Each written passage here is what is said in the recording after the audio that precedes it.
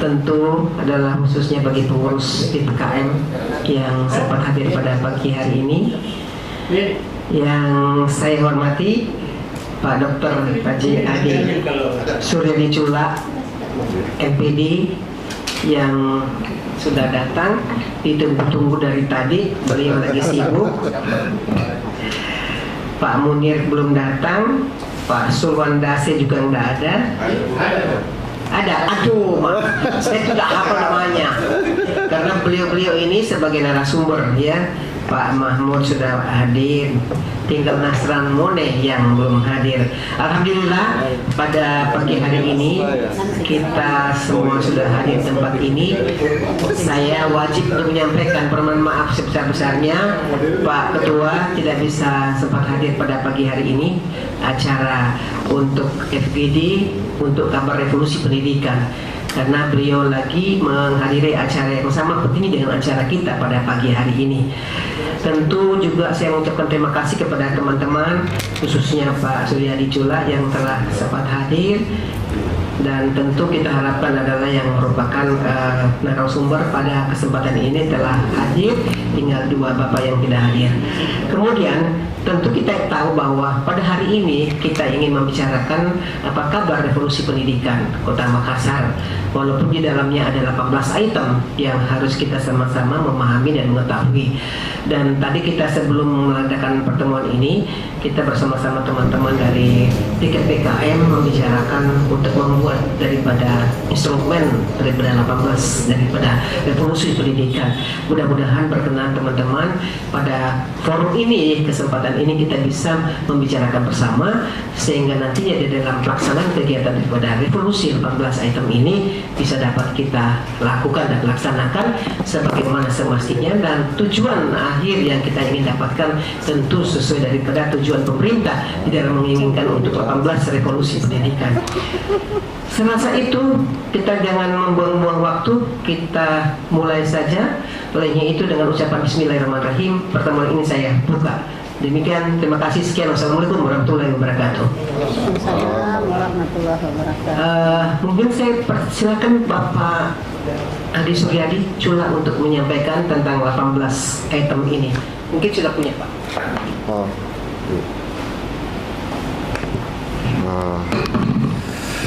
Baik. Mana ini Bunda Kak? Ya, baik Bapak Ibu, saudara-saudara yang saya hormati. Bismillahirrahmanirrahim. Assalamualaikum warahmatullahi wabarakatuh. Dan selamat pagi. Alhamdulillah wa syukurillah, pada hari ini kita bisa bertemu kembali untuk kesekian kali ya, berkaitan dengan diskusi masalah pendidikan. Ya, saya kira ini mestinya ada pertemuan rutin ya, yang memang harusnya dilakukan kalau kita berbicara pendidikan, karena isunya itu hampir tiap minggu ada saja yang baru. Isu terakhir itu bunker narkoba, itu saya kira itu juga ada perhatian yang seharusnya diberikan ke tingkat pendidikan dasar dan menengah, karena apalagi di perkotaan ya. Tapi yang paling hangat lagi terakhir PPDB. Nah, ini mulai banyak muncul ya, provinsi malah kepala dinasnya diminta mundur dan sekdisnya, kalau bukan mundur dipecat oleh gubernur. Iya, nanti kita bahas. Mudah-mudahan pemerintah Kota Makassar atau di Kota Makassar tidak mengalami problem yang sama. Saya yakin akan lebih baik, karena pengalaman tahun lalu rasanya Makassar lebih mampu menunjukkan penanganannya yang lebih prima dibanding tingkat provinsi. Dan justru sebenarnya provinsi pernah mengalami pelayanan yang lebih baik ketika kerjasama dengan Telkom itu. Nah, itu kapasitas server itu lebih mampu mengantisipasi, terutama tahap tsunami itu.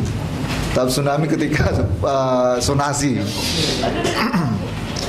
Kemarin Makassar itu belum sonasi, belum tahap sonasi, baru penerimaan non akademik, perpindahan orang tua, afirmasi dan sebagainya itu sudah stuck, sudah kena. Jadi ada problem memang terutama di penggunaan IT. Nah, nanti mungkin itu bisa jadi bahan untuk kita diskusikan dan mungkin juga untuk mengantisipasi problem yang ada di Makassar. Terima kasih Bunda, maaf ya Puang Afiati, Kakanda yang selama ini saya kira kita banggakan. Bu Yeni dan teman-teman yang mungkin saya tidak sempat sebut lagi satu persatu yang saya kenal baik semua. Yang pertama saya ingin katakan bahwa ya sebenarnya pendidikan ini masalah hak asasi manusia, Pak. Jadi ada problem serius kalau kita berbicara tentang pendidikan karena sebenarnya secara universal ya seluruh negara pendidikan itu adalah komitmen hak asasi. Bahkan di deklarasi hak asasi sedunia itu ketika pertama kali dirumuskan masalah yang sangat penting itu adalah hak warga negara untuk mendapatkan pendidikan. Jadi ini masalah hak asasi. Nah, sebagai hak asasi sebenarnya itu tanggung jawab negara. Jadi negara atau pemerintah itu merupakan leading utama yang bertanggung jawab terhadap pendidikan. Bahkan sebagai bagian dari hak asasi manusia, kewajiban negara sebenarnya untuk menggratiskan pendidikan itu. Itu komitmen universal yang harus dilaksanakan oleh seluruh negara. Termasuk kita di preambul pembukaan Undang-Undang Dasar 45 kita itu kan sangat jelas penggarisan bahwa pencerdasan bangsa itu adalah tanggung jawab negara. Jadi ini sebenarnya seluruh negara harus memberi pelayanan terbaik untuk pendidikan, penanganan pendidikan kita. Kalau perlu tidak membayar, bahkan sampai universitas. Itu hak asasi, harus ditanggung oleh negara. Jadi ini masalah yang terjadi kalau ada anak yang tidak sekolah misalnya, atau ada anak yang tidak menikmati pendidikan. Jadi itu sebenarnya dosa negara juga, ya, dosa pemerintah. Nah, seluruh yang didiskusikan tadi waktu saya masuk juga ada problem serius, itu masalah pelayanan publik atau pelayanan dasar di Undang-Undang 23 tentang pemerintahan daerah berkaitan dengan pendidikan. Nah, kalau kita gagal dalam pelayanan dasar itu sebenarnya ya itu sama dengan kegagalan pemerintah. Salah satu ciri negara gagal itu adalah gagal dalam memberi pelayanan. Itu penanganan kemiskinan, ada yang berkaitan dengan kestabilan dan pluralisme, interaksi antar warga negara yang berkeadilan dan segala macam perlakuan negara, itu semua adalah hal-hal yang bisa menjadi indikator negara gagal atau negara sukses. Dan pelayanan yang tidak berhasil kita lakukan di pendidikan itu juga salah satu indikator yang bisa kita ambil bahwa ini negara gagal. Banyak yang mengalami hal yang sama dan yang terpuruk mulai dari Afrika, Amerika Latin sampai Asia, bahwa kita gagal memberi pelayanan. Banyak hal yang terkait pelayanan pendidikan, ya baik yang berkaitan dengan mutu guru, berkaitan dengan anggaran dan segala macam. Tadi itu dibicarakan, sebenarnya itu harus menjadi satu penekanan bahwa indikator pemerintah yang gagal itu salah satunya adalah tidak berhasilnya di dalam menangani justru problem kompleks yang terjadi di dunia pendidikan kita. Nah, ini saya kira menjadi satu pemikiran dasar di awal yang saya ingin kemukakan. Nah, problem yang ada salah satunya yang kita coba lihat itu misalnya adalah PPDB. PPDB ini sekarang ini sedang ramai, bukan hanya di Sulawesi Selatan tapi di Jakarta, di berbagai provinsi itu aksi-aksi demo sudah mulai, Pak, Ibu. Ya, sudah mulai di Jakarta itu aksi demo sudah marak juga, itu mendemo, dan sama dengan tahun-tahun sebelumnya itu memprotes pelayanan pendidikan kita, terutama yang berkaitan dengan PPDB. Oh ya, saya dapat ini 18 revolusi pendidikan ini diberikan Nah, saya sebenarnya punya datanya juga. Ini banyak sekali. Ini sebenarnya butuh indikator, butuh ukuran. Ya, kan kita bicara tentang big data sekarang. Jadi ya kita harus punya ukuran. Semua anak bisa sekolah, itu yang mana datanya, pencapaiannya. Semua sekolah harus adiwiyata, mana datanya, itu harusnya ada. Di Sulawesi Selatan itu, di Pemprov itu ada beberapa yang sudah disusun datanya dan sudah mulai kelihatan, tapi ya terbuka semua ya, kelemahan-kelemahan program yang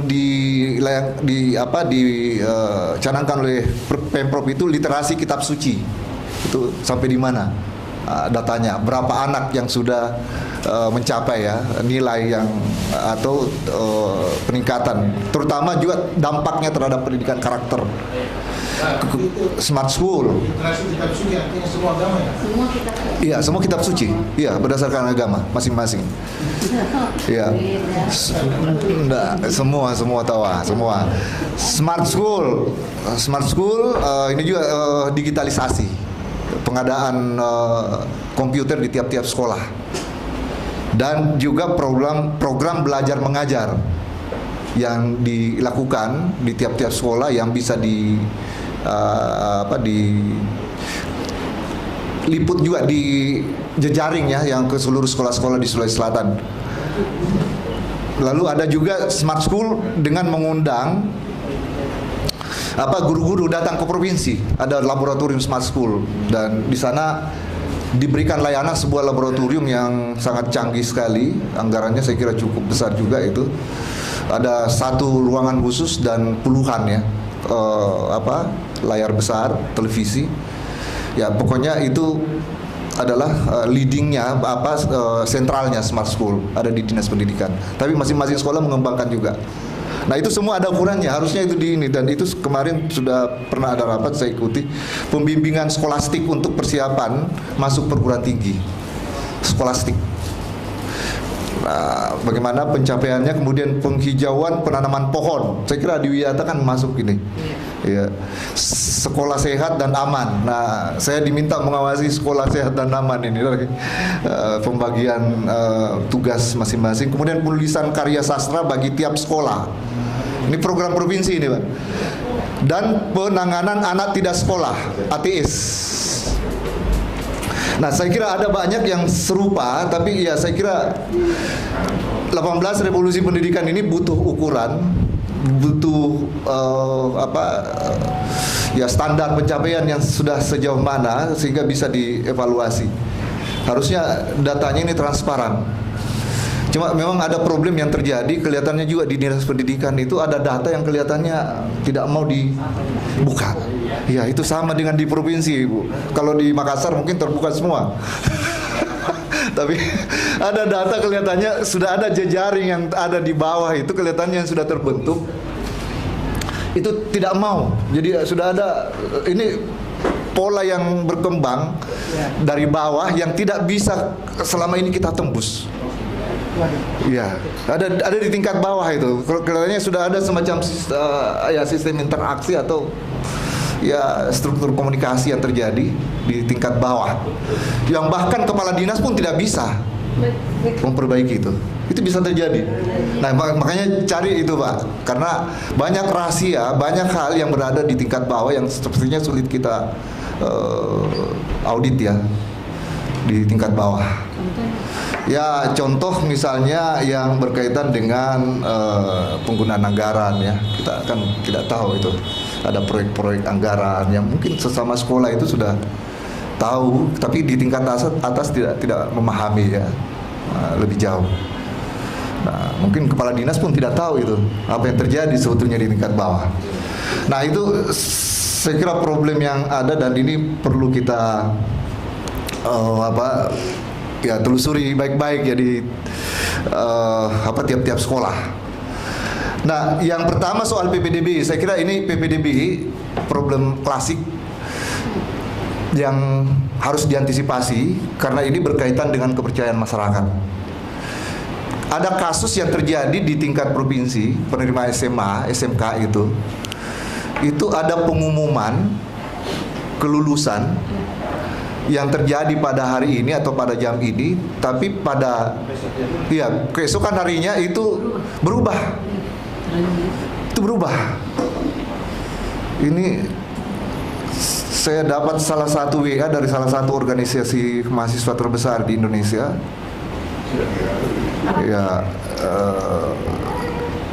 dia WA saya salah satu contoh ini nih. Nah, kalau pengumuman lulus itu warnanya hijau, Pak. Ini nih, warnanya hijau. Nanti mungkin bisa jadi pelajaran juga melihat ya di Makassar ini. Warnanya hijau. Kalau dia ditolak, dia warnanya berubah jadi merah. Nah, ini jadi merah, Pak. Iya. Nah, ini yang dialami oleh anak-anak kita.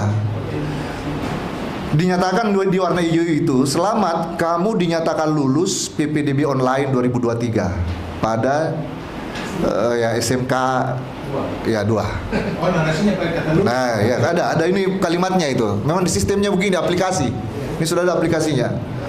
Nah, saya sudah sempat kemukakan ini juga. Ya. Segera lakukan pendaftaran ulang pada 23-24 Juni 2023. Nah, diminta segera melakukan pendaftaran ulang dengan membawa berkas yang dibutuhkan. Ini pengumuman di warna hijau ini. Jadi gembira, ya senang pasti yang menerima. Saya tidak menyebut nama siswa. Lalu besoknya muncul pengumuman ini, Pak, warna merah. Warna merah. Nanti sama ini. Ya. Maaf, di warna merah ini, maaf. Kamu dinyatakan tidak lulus PPDB. Nama yang sama ya nih, Pak. Kira-kira saya salah bilang. Pak, PPDB online 2023 di SMK yang dimaksud. Jadi warnanya merah. Maaf, kamu dinyatakan tidak lulus. Tadi hijau. Jangan menyerah. Nah, perlu ini saya kira Pak Suharman ya. Iya, perlu memang di ini juga nanti dilihat sistemnya bagaimana Kota Makassar ini sistem di provinsi ini. Jangan menyerah. Masih harus sama. Oh, Makassar maksudnya tingkat SMA ya, SMK. Oh ya, iya sama. Ya, saya dapat laporan juga terakhir memang masih terakhir pada hari ini, tapi kelihatannya ditunda sampai habis Lebaran. Iya, baru mulai kemarin di rapat itu. Jangan menyerah, masih ada kesempatan mendaftar ini. Kasihan ini, disuruh lagi mengambil kesempatan mendaftar dan mengikuti jalur seleksi yang lain. Kan zonasi belum. Ya, ini baru jalur prestasi atau jalur afirmasi saya tidak tahu ini. Belum zonasi. Ya, baru satu prestasi ya, non akademik. Ya. Nah, ini beliau kan kepala sekolah, Pak. Nah, saya sendiri melihat langsung, saya meninjau yang ketua TGUPP Provinsi Sulsel ke daerah bahkan sampai ke Takalar dan kita melihat memang sistem itu. Nah, ini ada bahkan tercatat penerimaan 125 SMA 1 di Takalar itu kami pantau itu, tapi yang masuk tercover di data itu cuma 57, tapi di data penerimaan 127, 126 seperti itu. Ya, 70 lebih tidak masuk di sistem itu. Hanya dia di tingkat registrasi tapi tidak termasuk di dalam proses seleksi. Kan harusnya scoringnya sudah kelihatan itu kan satu persatu dan semua mestinya tercover. Jadi ini memang masalah server. Saya kira Makassar harus belajar mengantisipasi dari sekarang ya, karena ini belum zonasi. Bahkan di rapat kemarin saya juga salah satu yang memberi warning dan mewanti-wanti lah bahwa kepercayaan masyarakat itu bisa ya hilang dan muaranya nanti akan banyak aksi demonstrasi. Dulu pernah Dinas Pendidikan Makassar juga mengalami hal yang sama, dulu digerebek oleh aksi massa. Saya pernah mengalami berhadapan langsung dengan massa yang sangat besar masuk ke Dinas Pendidikan, jebol itu pintu, masuk dan menggedor seluruh ruangan dan berteriak-teriak, Pak. Sementara ada rapat khusus membahas PPDB, waktu itu kita dikepung oleh massa. Jadi itu karena kekecewaan dan saya khawatir peristiwa seperti ini bisa terjadi kembali ya di mana saja, tidak hanya di provinsi tapi termasuk di Makassar kalau tidak mengantisipasi lebih awal. Nah ini saya kira ini pelayanan yang benar-benar harus secara cermat ya, kita perlu pantau kesiapan. Memang ada satu hal yang semestinya terjadi, semestinya dilakukan, itu simulasi penerimaan siswa termasuk kemampuan teknologi. Ini salah satu yang terabaikan dan kita tidak sempat melihat itu. Jadi sudah bisa dilihat sebenarnya apa yang terjadi, apa yang akan terjadi kalau gagal sistemnya.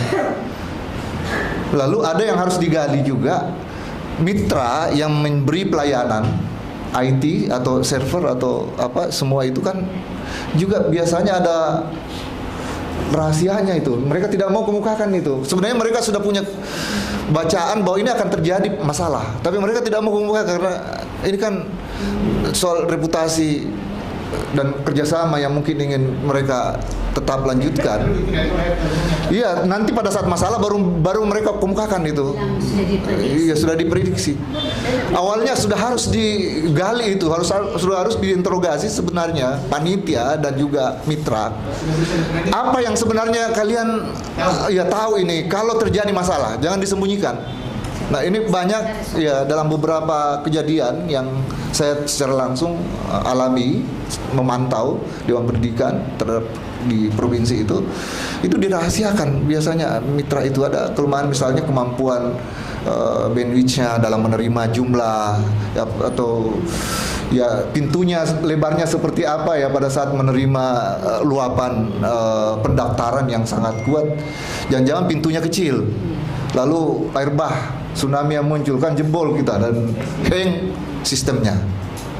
Nah ini yang terjadi di PPDB Makassar yang lalu-lalu juga, dan juga sama dengan sekarang saya kira di provinsi.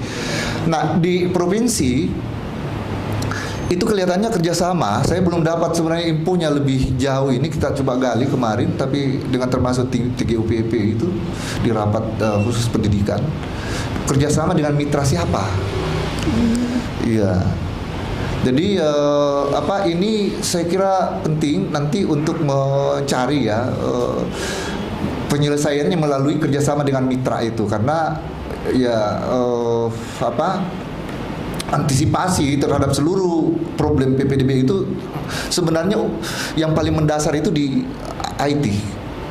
Yang lain itu bisa kita mungkin tangani, problem-problem sosial ya yang lain, yang teknis bahkan, tetapi yang berkaitan dengan IT itu kita tidak bisa tangani.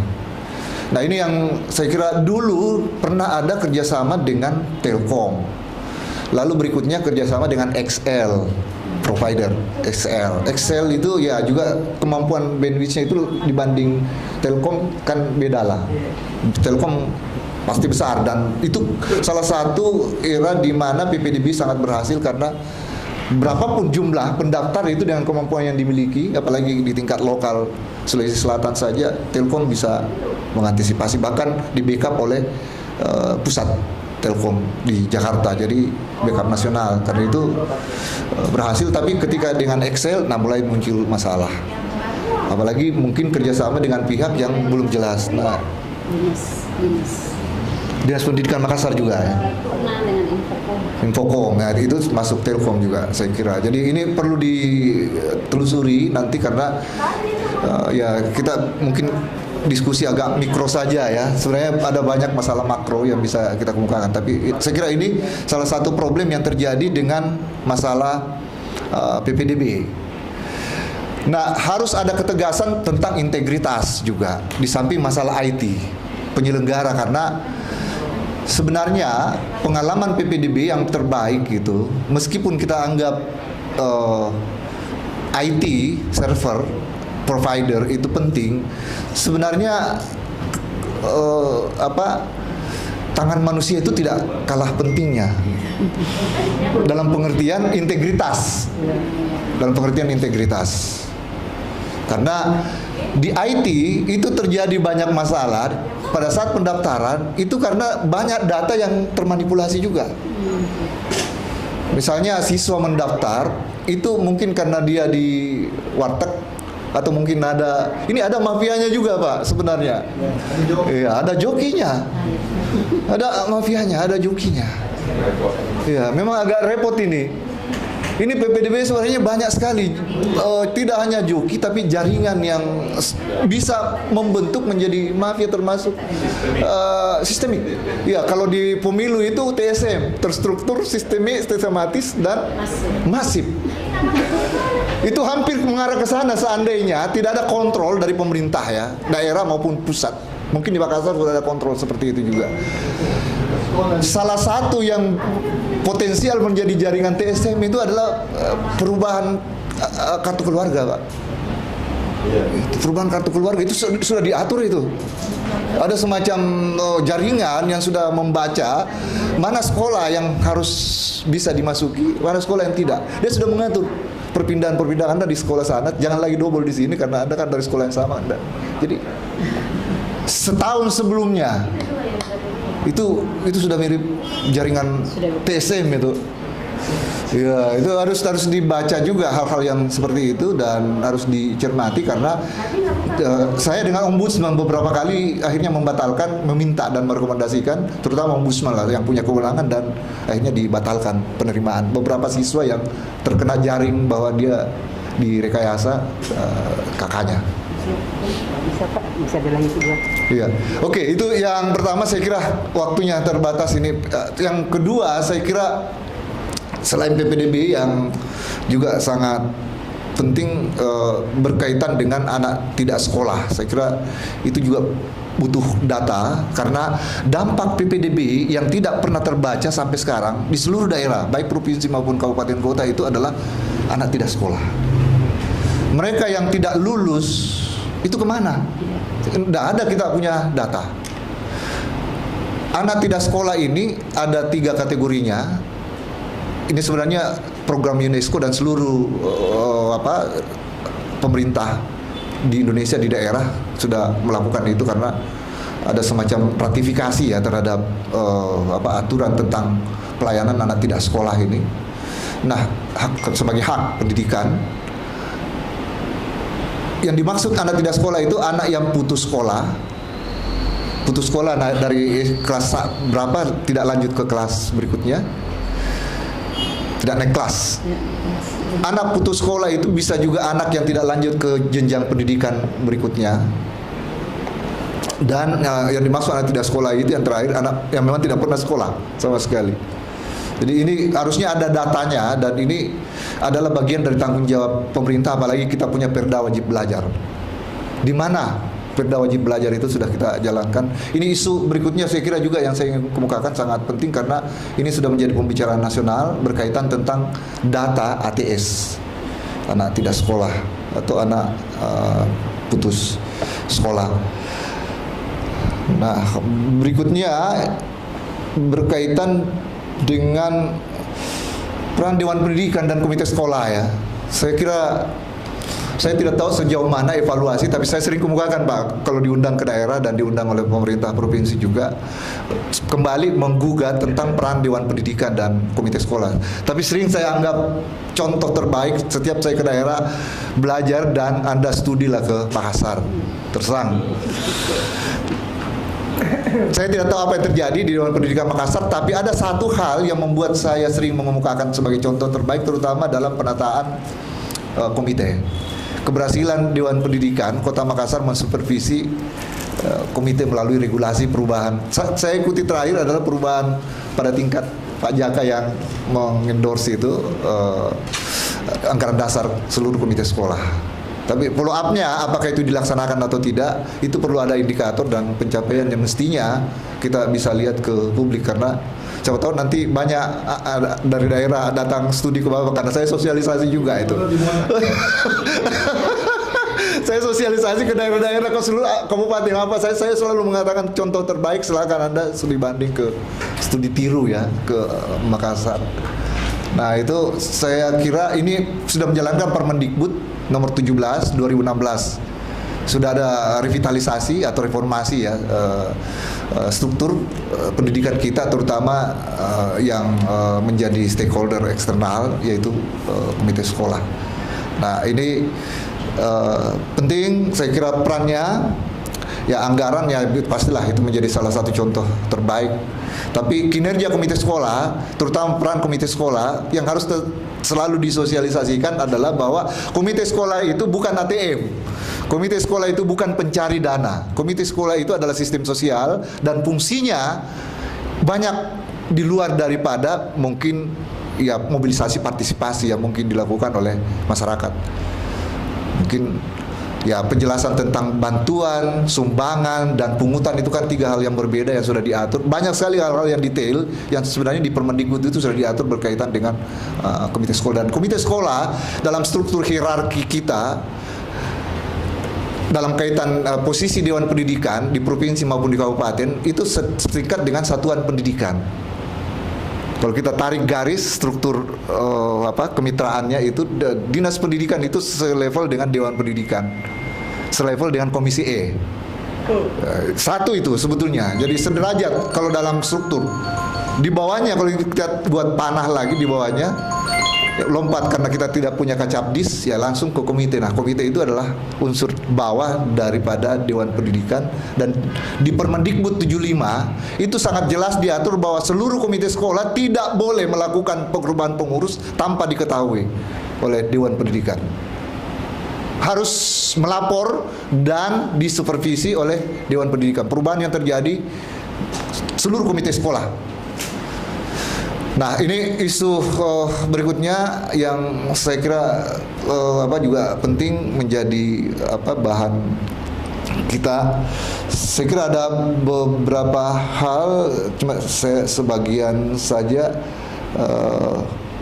ya berkaitan dengan zat adiktif ya. Tadi yang saya singgung, saya kira itu penting ada evaluasi. Nah, saya sebenarnya membuat rekomendasi berkaitan dengan zat adiktif termasuk ke perguruan tinggi bahwa perlu ada penanganan tim yang sebenarnya ada di sekolah, entah itu oleh wakil atau tapi perlu ada sebenarnya pemantauan dan ada yang bertanggung jawab. Ini perlu kita antisipasi karena problem zat adiktif ini, masalah narkoba ini bukan problem kita saja, hampir seluruh daerah dan ada Presiden mengatakan kita sudah darurat narkoba. Saya kira data sudah banyak sekali termasuk Sulsel yang tertinggi ya Makassar. Nah, kita ini semestinya sudah ada semacam sistem yang bisa memantau ya, terutama siswa-siswa kita. Kalau di dalam undang-undang tentang kekerasan ya, termasuk kekerasan seksual itu kan ada pembentukan di seluruh lembaga pendidikan termasuk di sekolah diminta untuk ada semacam tim ya, yang satgas, semacam satgas. Mestinya juga di sekolah-sekolah, apalagi sudah banyak kasus ya yang menangani tentang pengawasan pemantauan terhadap zat adiktif itu. Saya kira banyak ada masalah kepala sekolah, masalah standar nasional, masalah guru honorer, masalah kurikulum ini juga banyak sekali Pak. Kurikulum ini perlu kita evaluasi lagi, masalah pemerataan guru, masalah peran organisasi profesi guru ya, itu juga perlu diperhatikan. Mungkin Dewan Pendidikan suatu saat perlu mengundang seluruh organisasi profesi guru. Nah, ini kelihatannya juga dan untuk menjalin kemitraan dan pengawasan. Saya kira demikian, Bunda. Mungkin demikian saya ingin kemukakan. Saya sebenarnya ingin bicara lebih makro ya berkaitan dengan tantangan IT yang kita hadapi, revolusi digital dan peran manusia ya termasuk di sekolah, termasuk di PPDB. Saya sudah kemukakan bahwa bagaimanapun peran sistem online, digitalisasi di PPDB itu peran manusia tetap sangat menentukan dan sistem yang terbaik di PPDB itu adalah membuat semacam sinergi antara IT dengan manusia. Karena itu peran satuan pendidikan, sekolah-sekolah di situ sangat penting. Tidak perlu mereka aksi atau langsung ke sekolah. Sebenarnya yang kerjasama dengan sekolah, stakeholder itu lebih bisa menunjang ya keberhasilan, terutama merespon keresahan ataupun aksi-aksi sosial yang mungkin terjadi. Makasih. Assalamualaikum warahmatullahi wabarakatuh. Terima kasih Pak Dr. Adi Suryadi. Cuma begitu banyak yang disampaikan ke kita, terutama masalah PPDB di Sulawesi Selatan. Tentu diharapkan antisipasi PPDB untuk Kota Makassar. Terima kasih Pak. Selanjutnya saya persilakan ke Pak Dokter Pak Sulwan Dase STT. Boleh dulu Pak Jaka. Oke, silakan Pak Jaka. Oke, baru Pak Mahmud. Baik, terima kasih. Menarik tadi yang disampaikan Pak Dr. Adi. Karena ini sebenarnya diskusinya Pak Adi 18 revolusi ini. Nah, yang pertama saya ingin memulai mungkin nanti tanggapan dari Menteri diksi revolusi ini, Pak. Oh ya. Ya. Nah, kalau kita melihat buku yang diterbitkan oleh pemerintah Kota Makassar, terus Dinas Pendidikan itu sejak tahun 2017, ya. Sekarang ini sudah tahun 2023. Tadi ada diupload oleh Pak Baha pernyataan dari kota bahwa tahun 2023 ini sudah harus efektif melaksanakan 18 rapor pendidikan. Nah, ini artinya kita bisa berikan asumsi bahwa wali kota ini sebenarnya tahu bahwa selama ini tidak efektif. Ya. Baru melihat. Karena ini sudah 6 tahun, gitu ya. Nah, padahal kalau kita bicara revolusi, tentunya ini tidak sampai lama ini kan. Jangan sampai ini hanya evolusi. Ya. Nah, karena ternyata memang mungkin keinginannya revolusi, tetapi kalau kita cermati sistem pendukungnya ini tidak berevolusi, jadi tidak paralel gitu, tidak beriringan berjalan antara konsep dengan sistem pendukung konsep ini. Macam-macam ini sistem pendukungnya, yang antara lain misalnya seperti tadi disinggung oleh Pak Adi, kalau kita masuk misalnya di semua anak bisa sekolah, ya. Yang pertama saja. Ini juga tadi menjadi diskusi kita bahwa ini kemungkinannya yang dimaksud wali kota ya diberi opsi kepada orang tua karena menggunakan diksi, kembali diksi katanya bisa. Kalau secara ya karena saya orang hukum bahwa kata bisa itu bisa ya bisa tidak. Ya, kalau diikuti dari binatang itu racun. Nah, padahal mungkin mau menggunakan paling tidak harus gitu ya. Kalau tidak mewajibkan, tadi Pak Sulwan bilang kalau wajib itu betul ada konsekuensi gitu kan. Kalau tidak dilaksanakan apa gitu ya, karena wajib. Nah, kemudian ini semua di sekolah. Nah, kemarin Pak kebetulan saya diminta oleh teman-teman di Pansus LKPJ mencermati LKPJ dari Dinas Pendidikan tentunya, karena semua perangkat daerah menanya. Nah, saya melihat di situ bahwa dari kegiatan Dinas Pendidikan itu tampaknya memang agak sulit mendukung revolusi pertama ini. Kenapa? Karena dari sejumlah ratusan sekolah di Kota Makassar ini, itu setiap tahun hanya memperbaiki kerusakan sekolahnya sekitar 2%.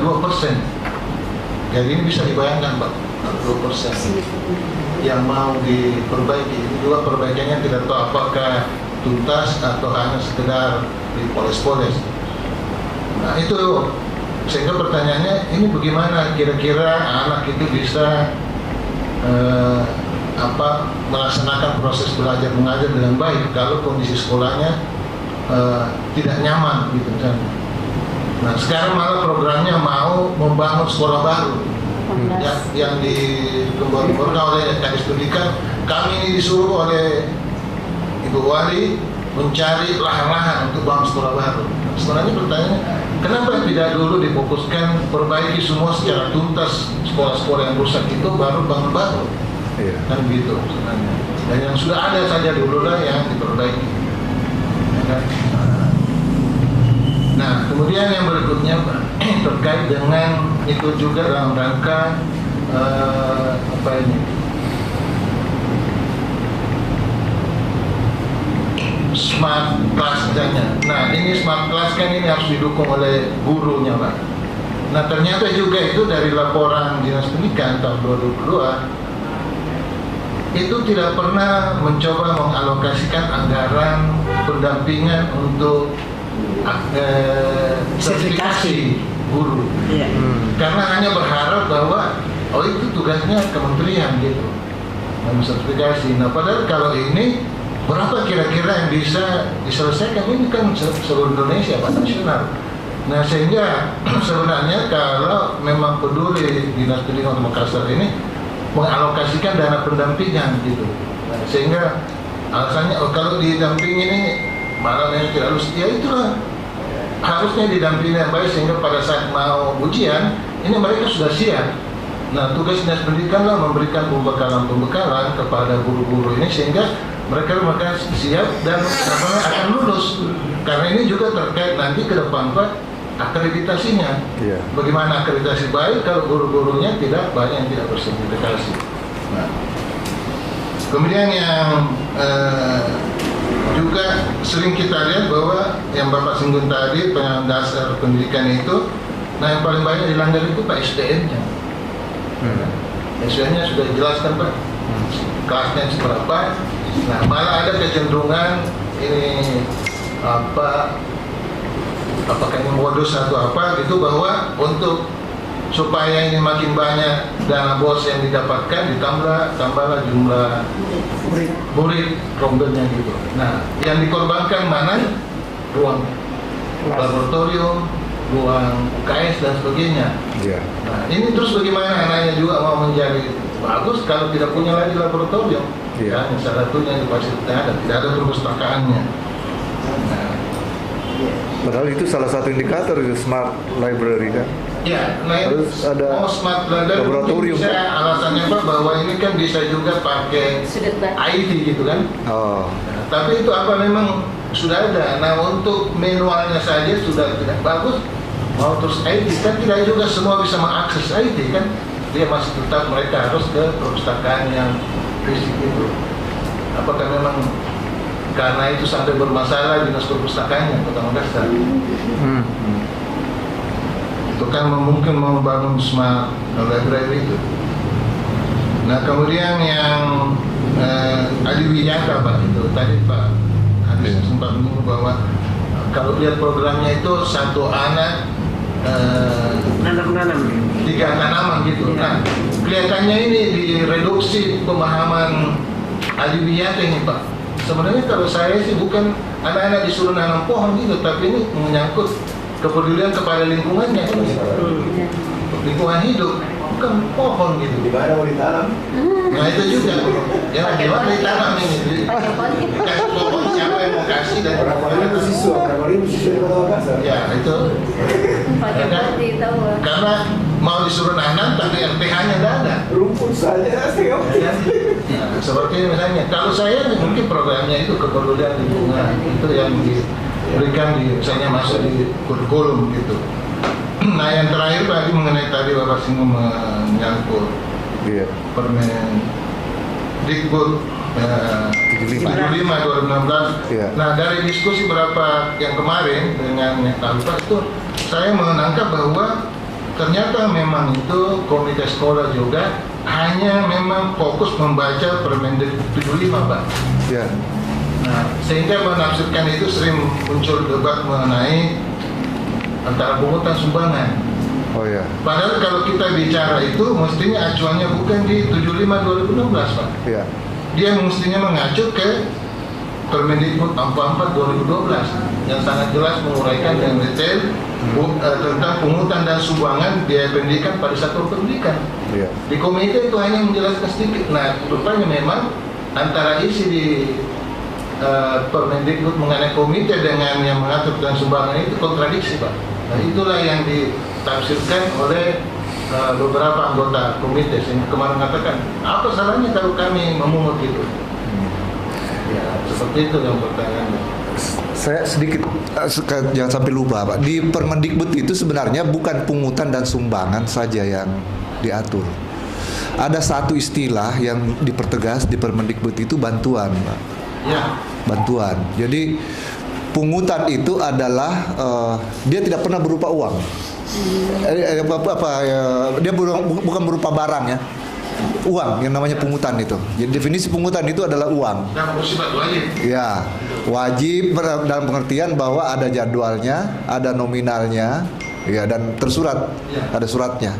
Itu pungutan. Ya. Nah, sumbangan itu dari orang tua siswa. Tidak bisa ditentukan jumlah. Tidak bisa ditentukan jumlah. Ya. Sumbernya dari orang tua siswa, bisa uang, bisa barang. Ya. Tapi Itu sumbangan. tidak bisa ditentukan jumlah dan waktu. Tidak bisa ditentukan jadwal dan jumlahnya, nominalnya. Ada satu hal yang sebenarnya menjadi titik cerah dari peran komite dengan kemampuan yang dimiliki untuk berkomunikasi secara publik, itu disebut bantuan. Bantuan itu tidak berasal dari sekolah, tidak berasal dari orang tua siswa, tidak berasal dari wali siswa. Tapi ada tertulis, bisa tertulis. Itu bantuan, tidak bantuan. Itu di Permendikbud diatur itu. Nah, bantuan itu tidak selalu dari luar. Tidak ada hubungannya dengan siswa, orang tua siswa dan wali. Ya, misalnya seperti itu. Ya, mungkin ada orang tua siswa, tapi dia tidak mengatasnamakan posisinya sebagai orang tua, dia orang luar dari sekolah memberikan bantuan. Itu bisa terjadi seperti itu. Karena bisa di atas kertas. Di atas kertas itu dia katakan mungkin nominal berapa. Nah, itu barangkali juga satu hal yang perlu disosialisasikan ke teman-teman komite, bahwa bantuan itu adalah peluang yang kurang dikelola ya. Yang banyak dikelola oleh sekolah itu adalah sumbangan dan pungutan. Lebih banyak mengaruh. Seharusnya ditiadakan itu sumbangan, malah kalau perlu komitenya, apalagi di kota ya, banyak sekali akses kemitraan yang bisa dibuat dengan dunia luar, termasuk DPR. Itu memberikan bantuan, bukan sumbangan, tapi bantuan, termasuk perusahaan-perusahaan, CSR dan sebagainya. Bahkan individu tidak harus CSR. Individu pun misalnya ada ya yang mau memberikan bantuan, ya silakan, termasuk anggota DPR secara individu, secara pribadi. Nah, itu saya kira yang perlu dikelirkan. Makasih.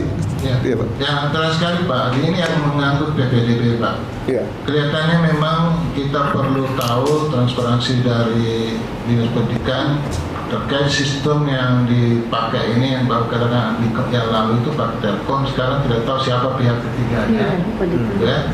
Nah, kita juga tidak tahu misalnya kalau terjadi error atau trouble itu, apakah pihak ketiga itu ikut bertanggung jawab? Ini kan kita tidak tahu. Saya pernah berdebat, tapi saya mengajukan posisi saya bahwa di konstitusi kita dan regulasi pendidikan kita, leading pengelolaan dari pendidikan itu adalah pemerintah.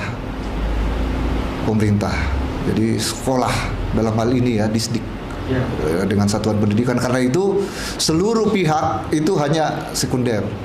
Dia hanya menopang, bukan dia yang menjadi sektor pelaksana yang punya kewenangan. Nah, karena itu sebenarnya kalau ada masalah, pihak ketiga itu yang mestinya diseruduk oleh masyarakat, bukan Disdiknya juga. Nah, itu jadi Telkom dulu itu nyaris diposisikan sebagai pihak pertama, pihak yang menentukan, Pak. Padahal mestinya tidak. Saya wanti-wanti waktu itu di konstitusi kita, di regulasi pendidikan kita, pemerintah yang bertanggung jawab. Meskipun ada Telkom, dia hanya sifatnya membackup. Jadi pihak ketiga yang Pak Jaka kemukakan itu tetap sifatnya dia hanya membantu. Hanya pendukung saja ya. Kita lah yang sebenarnya bertanggung jawab secara esensial ya. Ya. Itu karena ini menyangkut juga itu yang Bapak singgung tadi, integritasnya, Pak. Iya. Sistem ini kan dikendalikan oleh operator. Integritas ya. Nah, kalau misalnya mereka main-main begitu, bagaimana dengan pihak ketiga yang mendukung itu? Nah, sebenarnya ini mungkin Makanya harus ada kontrol yang kuat dari sekolah sebenarnya dan dinas pendidikan. kalau mungkin kan Harus ada bisa verifikasi. intip Iya. gimana sih sebenarnya sejauh mana. Betul. Saya kira itu dari saya. Ya, ada satu hal yang berkaitan dengan integritas. Sebenarnya kita juga terganggu selama ini di penyelenggaraan PPD bukan karena hanya faktor integritas pelaksana, termasuk penanggung jawab IT. Integritas masyarakat itu bahkan yang sangat penting juga, Pak, karena banyak sekali yang diupload itu data yang manipulatif juga pada saat pendaftaran, karena lain yang diverifikasi, lain yang dipakai pada saat kan ada form untuk pendaftaran, mengupload berapa nilai ijazahnya lalu dilampirkan, kan beda pada saat mencantumkan nilainya di sekolah dengan pada saat diverifikasi melalui rapor itu ternyata beda. Apalagi ada manipulasi yang sudah dibuat melalui mafia-mafia itu. Jadi ini memang perlu ada wanti-wanti juga. Ada satu kasus yang menarik, itu akhirnya penyelenggaraan PPDB-nya menjadi lebih baik ketika wali kotanya, gubernurnya itu mewanti-wanti juga masyarakat bahwa saya akan laporkan ke polisi siapapun, baik dia penyelenggara maupun masyarakat yang melanggar, menyimpang, termasuk memanipulasi nilai misalnya. Ya, itu pemerintahnya langsung ngomong, DPR malah mungkin juga langsung memberi warning ke masyarakat dan juga ke pemerintah bahwa kita akan laporkan ke polisi kerjasama untuk menangani kalau ada, karena ini bukan hanya problem penyelenggara saja, problem masyarakat juga ini, Pak. Iya, integritas masyarakat kita sangat lemah sekali, sehingga ya itulah yang terjadi. Biasanya error juga data di server itu, karena pada saat di cross check dan kembali direvisi berdasarkan verifikasi itu banyak masalah juga yang akhirnya harus diselesaikan. Nah, karena itu perlu ada ketegasan ya, saya kira secara hukum, terutama kaitan dengan penegak hukum. Ya, bisa disampaikan mungkin bahwa di samping didiskualifikasi, juga dicerai dengan undang-undang. Ya, betul. Saya kira penting mewanti-wanti masyarakat lah. Wali kota atau DPR yang langsung ngomong ke masyarakat, mewanti-wanti dinas pendidikan dan masyarakat sendiri. Ya. Oke, terima kasih Pak Dr. Jaka. Jadi saya stressing ya, ada 3 yang disampaikan oleh Pak Dr. Jaka. Masalah kemarin pengkajian anggaran, pertanggungjawaban wali kota, nampaknya dinas pendidikan tidak melihat kepentingan untuk keseragaman daripada perbaikan sekolah, tetapi yang cenderung adalah membangun. Ya. Kemudian kedua, dana pendampingan untuk bagi guru-guru yang belum sertifikasi, yang belum dimasukkan, tapi kami juga dari Komisi D sudah menyampaikan untuk seperti itu. Kemudian terakhir adalah masalah Permendikbud 75 ya, ayat 16 tentang bantuan dari komite. Kemarin juga saya sampaikan bahwa tidak ada istilah bantuan dari orang tua, tetapi kalau bantuan dari luar bisa. Saya terima kasih. Silakan Pak Salwan. Ya, silakan. Terima kasih. Moderator. Assalamualaikum warahmatullahi wabarakatuh. Selamat pagi, salam sejahtera untuk kita semua. Terkait 18 revolusi pendidikan ini, saya ulang lagi bahwa saya sudah pernah melakukan visitasi dan menanyakan persoalan ini ke 3 SMP. 3-tiganya sudah pernah mendengar bahwa 18 revolusi itu mereka sudah tahu, sebagian sudah melaksanakan inisiatif mereka sendiri, tapi mereka belum tahu tingkat capaiannya sampai mana. Iya. Kalau dari perguruan tinggi biasanya kita bikin ikut itu kan ada indikator capaiannya, ada instrumen ukurnya, ada outputnya, ada outcome-nya. Ini yang tidak dimiliki oleh konsep 18 revolusi pendidikan ini. Jadi ketika Pak Wali Kota mencanangkan itu lebih mengarah pada jargon politik yang tidak mendarat. Sampai dinas pendidikan juga, saya yakin mereka juga bingung seperti apa. Nah, mungkin dalam situasi seperti ini, Dewan Pendidikan ini bisa ikut berkontribusi nanti mendefinisikan apa sih yang dimaksud dengan setiap item yang ada di dalam 18 revolusi. Kemudian gimana cara mengukurnya, berarti kita membutuhkan instrumen. Terus bagaimana kita menakar apa indikator capaiannya, ini perlu ada. Nah terus outputnya seperti apa, outcome-nya ke masyarakat seperti apa, ini yang perlu kita susun baik menyangkut soal itu. Problem selama ini bahwa selalu ada anggapan di masyarakat kita secara umum bahwa persoalan pendidikan itu tanggung jawab semata-mata hanya pada pemerintah. Ini yang keliru. Ya, ini yang keliru. Karena harusnya masyarakat ikut berkontribusi di dalam memajukan pendidikan. Seperti itu. Karena kalau prinsip tadi dibiarkan berlangsung, maka mutu pendidikan selalu larinya gurunya tidak bagus, pemerintah dalam hal ini pendidikannya nggak becus. Sementara masyarakat itu duduk terima hasil saja. Loh, saya kan sudah bayar uang sekolah kan, saya tahunya pokoknya anak saya masuk keluar menjadi seperti Albert Einstein. Omong kosong itu. Nah, parahnya lagi komite sekolah seharusnya kan komite sekolah ini segala keputusannya harus dibawa izin PPKN, Dewan Pendidikan. Tidak boleh membuat kesimpulan. Nah, kalau kebijakan sendiri, mungkin masih ingat kita ada anggota legislatif kita dulu masuk penjara gara-gara persoalan ini kan di SMA tertentu. Nah, saya melihat bahwa masalah kita ini bukan soal anggaran. Kenapa? Waktu saya masih jalan di Dewan SLP Bahasa Indonesia dari CSR, kita menghitung ternyata dana yang bisa kita kelola di Makassar ini kurang lebih 350 miliar per tahun. Dan pemerintah kota tidak boleh membuat anggaran di dalam APD-nya untuk hal-hal yang sifatnya justru menjadi sangat kebutuhan seperti revitalisasi posyandu, nggak boleh.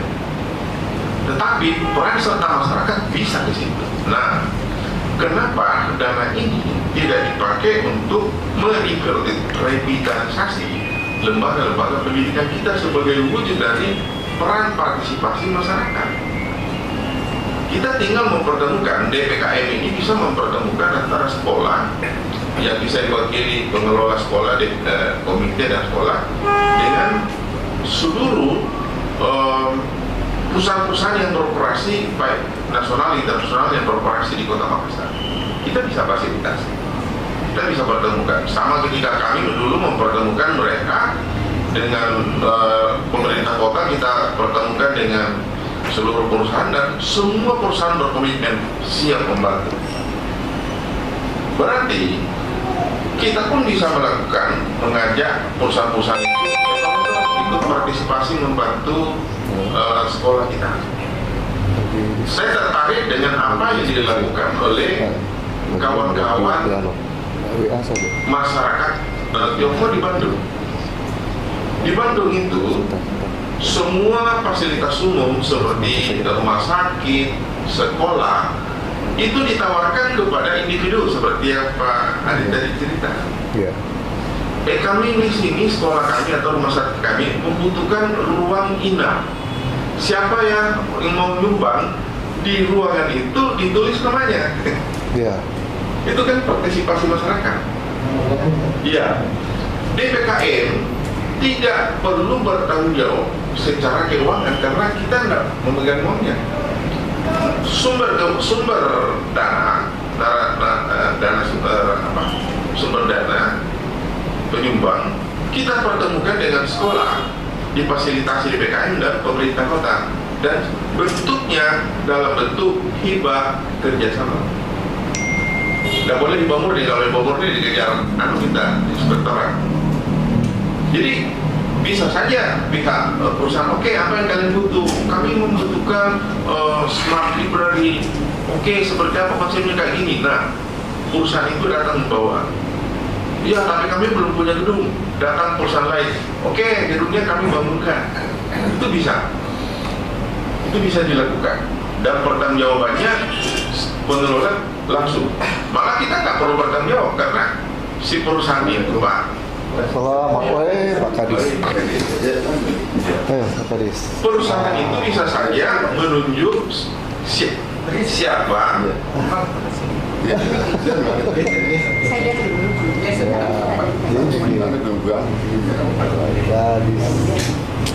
Duluan saya daripada Pak Kadis. Iya, udah dulu lah, ada karena sekarang saya dampingi Pak Wali tadi. Oh, iya.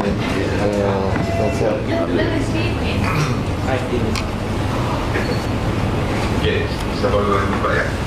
Jadi perusahaan pihak sekolah malah tidak perlu membuat laporan pertanggungjawaban karena bisa saya perusahaan mengatakan oke, nanti saya tunjuk siapa operator yang akan men-setting library di sekolah.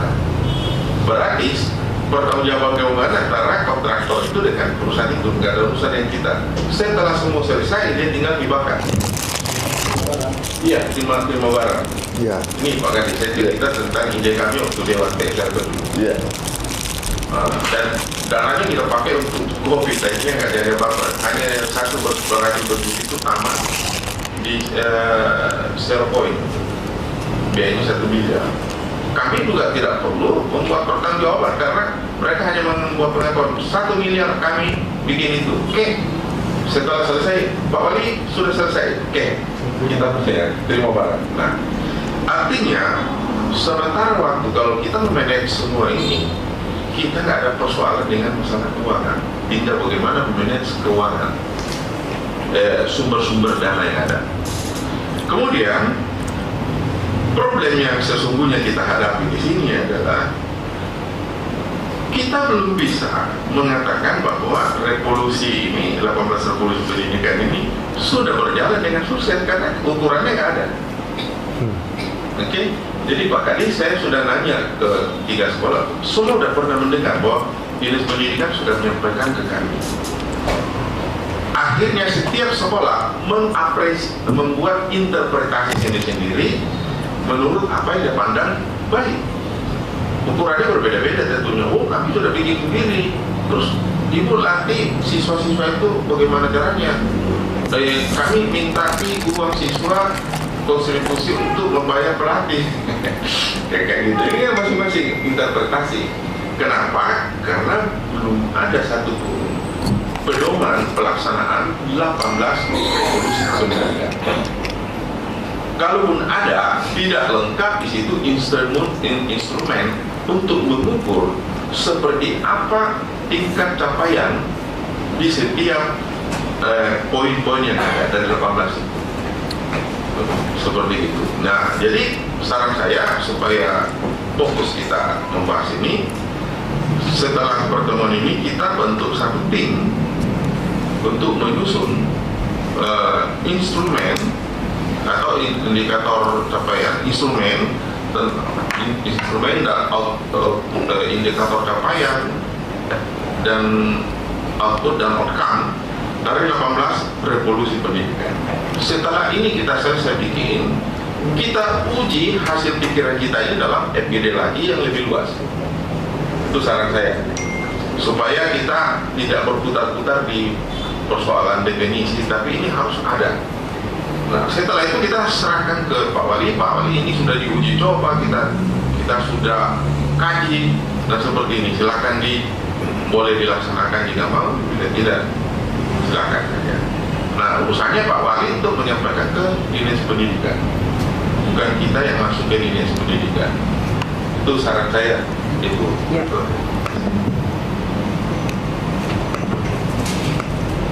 Terima kasih, Pak. Apa namanya? Suluan Dasar. Maaf. Tadi saya garis bawahi tadi bahwa mengatakan bahwa sudah banyak sekolah saya datangi baru tiga. Ternyata mereka sudah laksanakan, tetapi tidak memiliki instrumen seperti itu, termasuk indikatornya dan strategi, rencana strategis. Kemudian yang kedua juga termasuk di dalamnya saran untuk supaya segera membuat instrumen. Mungkin saya persilakan Prof bisa memberikan lagi juga. Nanti Pak Mahmud terakhir. Jadi biar kepala dinas nanti mendengar, kepala dinas nanti akan menanggapi semua. Terima kasih. Terima kasih. Saya sudah tambah saja ini. Tambah banyak, tambah bagus. Jadi saya kira satu hal yang perlu kita perhatikan bahwa wali kota ini membuat suatu program yang luar biasa. Apalagi dia sebut sebagai revolusi. Ini harus cepat, perubahannya cepat. Nah inilah yang sampai hari ini saya sendiri secara pribadi tidak melihat itu perubahan cepat itu. Apa yang terjadi, apa yang sudah berubah. Ya, sudah berapa tahun itu? 6 tahun ya. Dan ada beberapa aspek di situ yang secara logika tidak masuk akal. Salah satunya, setiap siswa 3 tanaman. Mau diapa itu? Mau ditanam di mana itu? Mau diapa itu 3 tanaman itu? Dikali 3.000 orang. Kali sekian ribu orang siswa. Ini pakai logika biasa saja. Satu kelas saya 30 orang. Mau diapa itu di situ? Mau ditanam di kelasnya saja tidak cukup. Ini perlu, makanya itu tadi perlu ada penjelasan-penjelasan indikator-indikator apa sebenarnya. Tanaman yang bagaimana? Apakah pohon mangga, pohon kelapa, pohon jambu atau rumput?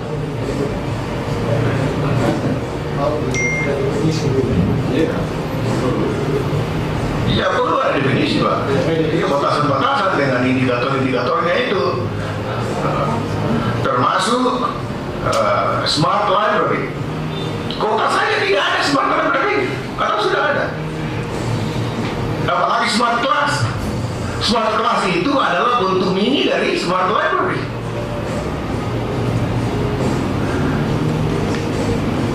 Saya tidak tahu apa sudah ada sekolah yang sudah ada smart classnya di Kota Makassar ini, atau sudah ada sekolah yang punya smart library. Saya punya indikator. Saya sudah pelajari itu. Karena dari dulu saya mendalami yang namanya teknologi dalam bidang pendidikan. Nah kita harapkan, seperti dari awal kami tadi bicara itu, bahwa semestinya ini sudah ada buku tadi itu, di situ sudah ada indikator-indikator, sehingga guru itu kepala sekolah bersama jajaran sekolah ini masing-masing mentoli ini sudah tercapai untuk bangun smart library. Ini satu, ada internet, ada ruangan yang memadai, ya. Begitu juga kelas sepertinya sudah ada, tapi di buku itu tidak jelas saya digambarkan. Kemudian ada lagi sekolah 100 sekolah apa itu? Ya, bintang 5. Penjelasannya Pak Kadis hanya 1 bintang 5 indikatornya, punya perpustakaan standar nasional. Akreditasi ya. Belum ada yang lain. Kenapa Pak Kadis hanya satu-satu? Kenapa bukan yang lain? Lebih jelaskan Pak supaya mereka itu ngerti, masyarakat ngerti ini. Memang sekarang ini kita kembali ke masalah peran komite. Dulu sebenarnya yang namanya peran masyarakat itu dalam pendidikan itu sudah bagus, ya. Tapi tiba-tiba terpotong oleh suatu hal kebijakan nasional yang tidak boleh ada pungutan. Bahkan seseorang orang tua pun mau menyumbangkan komputer kepada sekolah, tidak boleh ada begitu, dilarang. Jadi itu sampai sekarang itu pengaruhnya sudah ke situ. Bukan itu tidak boleh, pemerintah dari dulu sudah mengatakan jangan membantu ini, jangan tidak boleh. Bukan pungutan tapi membantu. Nah ini sebenarnya yang merusak itu dulu itu. Tapi saya terus terang melihat di Jawa itu proses ini sangat berjalan dengan lancar. Bantuan individu, partisipasi masyarakat sangat bagus. di Kota Banjar ini, Provinsi Selatan itu bisa berjalan dengan baik. Jadi saya harapkan seperti tadi yang dikatakan teman-teman itu bahwa Pak Kadis, kita perlu ada indikator-indikator itu. Ya, dan tingkat keberhasilan mana yang sudah baik, mana yang boleh dikatakan mediocre, mana yang kurang baik. Supaya juga Pak Kadis juga mudah melihatnya itu bersekolah. Panggil kepala sekolah kalau sudah sampai di mana. Aspek 1 sudah sampai di mana, aspek 3 sudah sampai di mana. Sekarang tidak ada Pak, mereka tidak ngerti itu. Saya tanya ke kepala sekolah, berapa kepala sekolah? Aku pernah dengar Pak, ada atunya tapi kita tidak tahu sebenarnya bagaimana melaksanakan itu capaiannya. Tidak, karena tidak ada kita punya acuan-acuan itu. Belum. Saya kira mulai sekarang saatnya Pak Kadis mengambil peran yang lebih aktif untuk memacu ini, membantu supaya ini betul terjadi revolusi. Ya, dia akan menjadi revolusi. Kira-kira itu. Terima kasih Pak Prof. Lanjut Pak Mahmud, mungkin bisa saya dulu Pak Bu. Siapa? Pak. Oh Pak. Oh ya tahu Pak Suarman dulu. Harus yang tua dulu yang muda. Oh begitu ya. Iya, yang tua dulu yang muda. Saya cuma 2 bunda. Baik, terima kasih. Assalamualaikum warahmatullahi wabarakatuh. Yang pertama hanya cuma saran terkait komite sekolah. Kita melihat bahwa komite sekolah yang sekolahnya satu grup, artinya ada SD 1, 2, 3, 4. Mungkin dalam satu sekolah itu yang artinya satu komite saja. Satu kompleks itu satu komite. Karena biasa juga kalau satu kompleks 2 komite, 3 komite itu biasa menjadi persoalan besar dalam mengambil satu kebijakan. Sehingga pada kesempatan ini kami mengusulkan untuk dipertimbangkan itu. Yang kedua terkait tadi revolusi pendidikan, sekolah yang berbintang 5, kembali lagi bahwa ini indikatornya tidak jelas. Waktu masih COVID kemarin, semua sekolah itu akhirnya lancar, cuci tangan lancar. Tapi sekarang itu akhirnya sudah tidak jalan lagi. Nah, untuk mencapai standar bintang 5 itu jauh sekali dari harapan kita. Apalagi kalau sekolah itu tidak disubsidi oleh dana. Kalau hanya marak dana bos, sangat jauh untuk mencapai tujuan daripada bintang 5 itu. Sehingga barangkali kalau distrik, kalau menjadahkan kalau 100 jaga bintang 5, paling tidak satu kecamatan itu kita ambil dicoba 5 sekolah dalam satu kecamatan, sehingga di masa kepemimpinan Pak Wali ini ada cenderamata kita lihat, ada cenderamata bahwa ternyata sekolah bintang 5 itu sudah berjalan dengan baik. Kemudian lagi narasumber tadi, ada programnya Pak Wali bahwa semua anak harus sekolah. Olehnya itu dia berikan provinsi harus juga memberikan saran kepada Kadis provinsi, karena banyak masyarakat Kota Makassar yang mau masuk SMA, SMK susah sekali masuk itu. Biasa lewat jendela ada pasal 5, pasal 10. Harusnya Kadis provinsi mencontoh Kadis Kota punya Kota Makassar, semua bisa teratasi tanpa ada ABC. Kalau Kadis provinsi tidak tidak komersial baik dengan Kadis Kota, maka tunggu-tunggulah masyarakat kota akan demo Kadis provinsi. Karena ini adalah program wali kota, walaupun hanya SD SMP, tapi mau tidak mau warga Makassar yang punya sekolah itu ingat bahwa SMK ada itu adalah asetnya Kota Makassar dulu itu harus diingat oleh provinsi.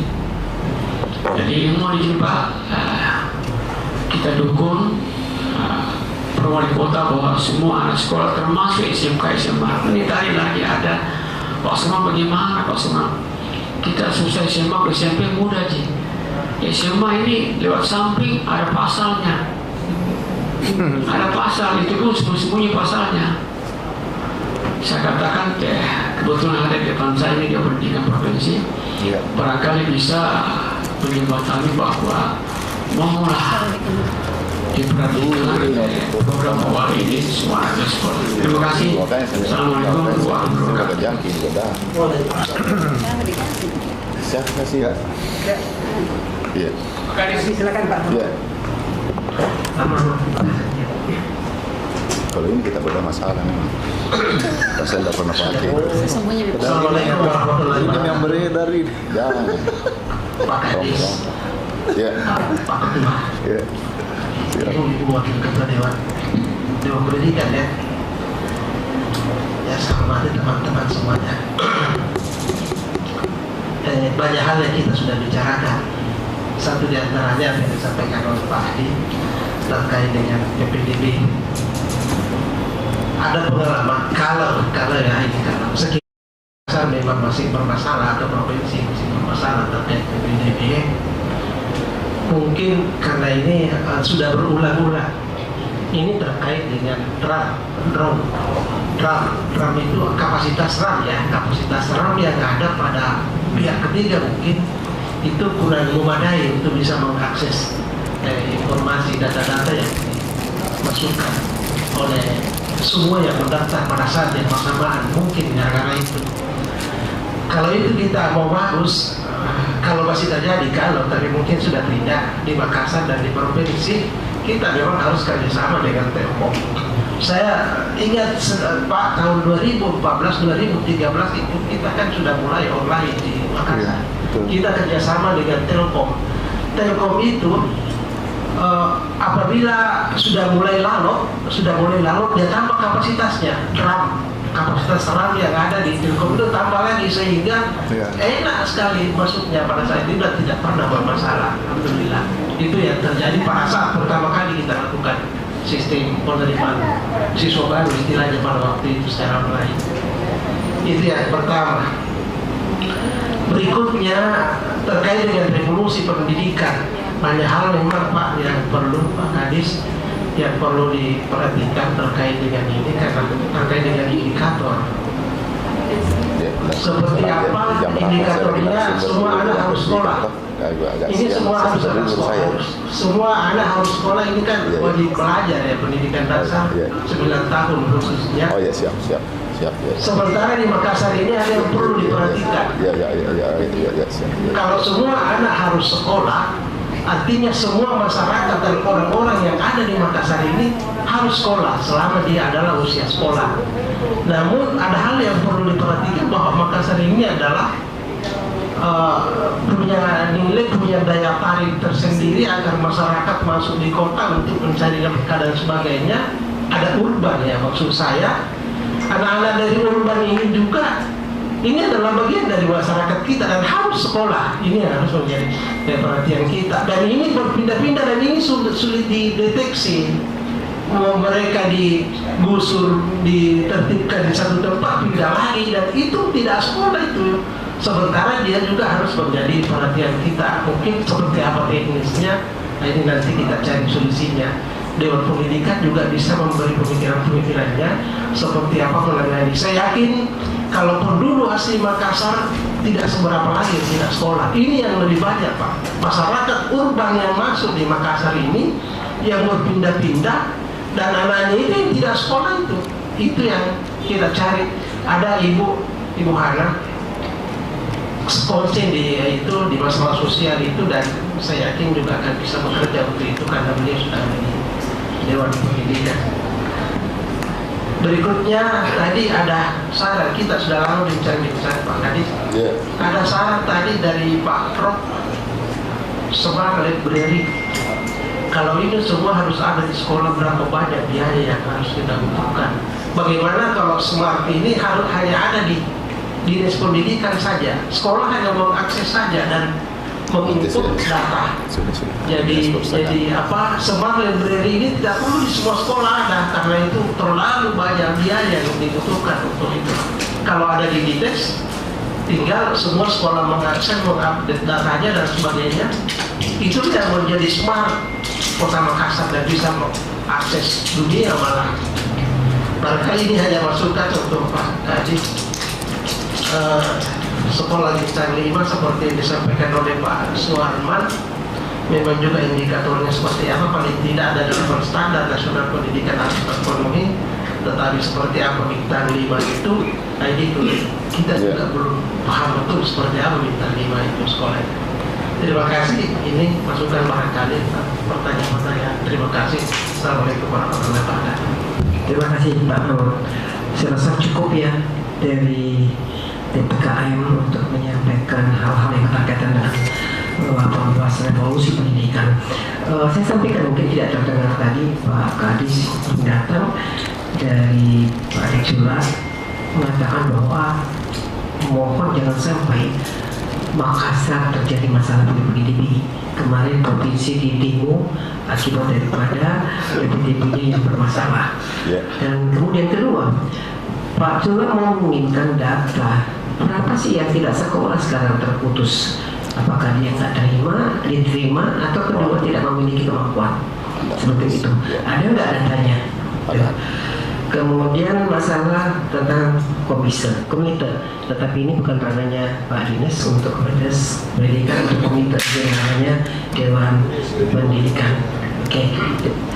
Kemudian dari Pak Jaka kemarin ikut serta di dalam mengkaji anggaran untuk penanggung oleh yang penting itu mengatakan bahwa kayaknya melihat data-data yang ada anggaran itu pada umumnya peruntukan adalah untuk pembangunan, tetapi untuk perbaikan daripada sekolah-sekolah yang memang dianggap tidak layak lagi untuk digunakan itu tidak menjadi perhatian, gitu ya.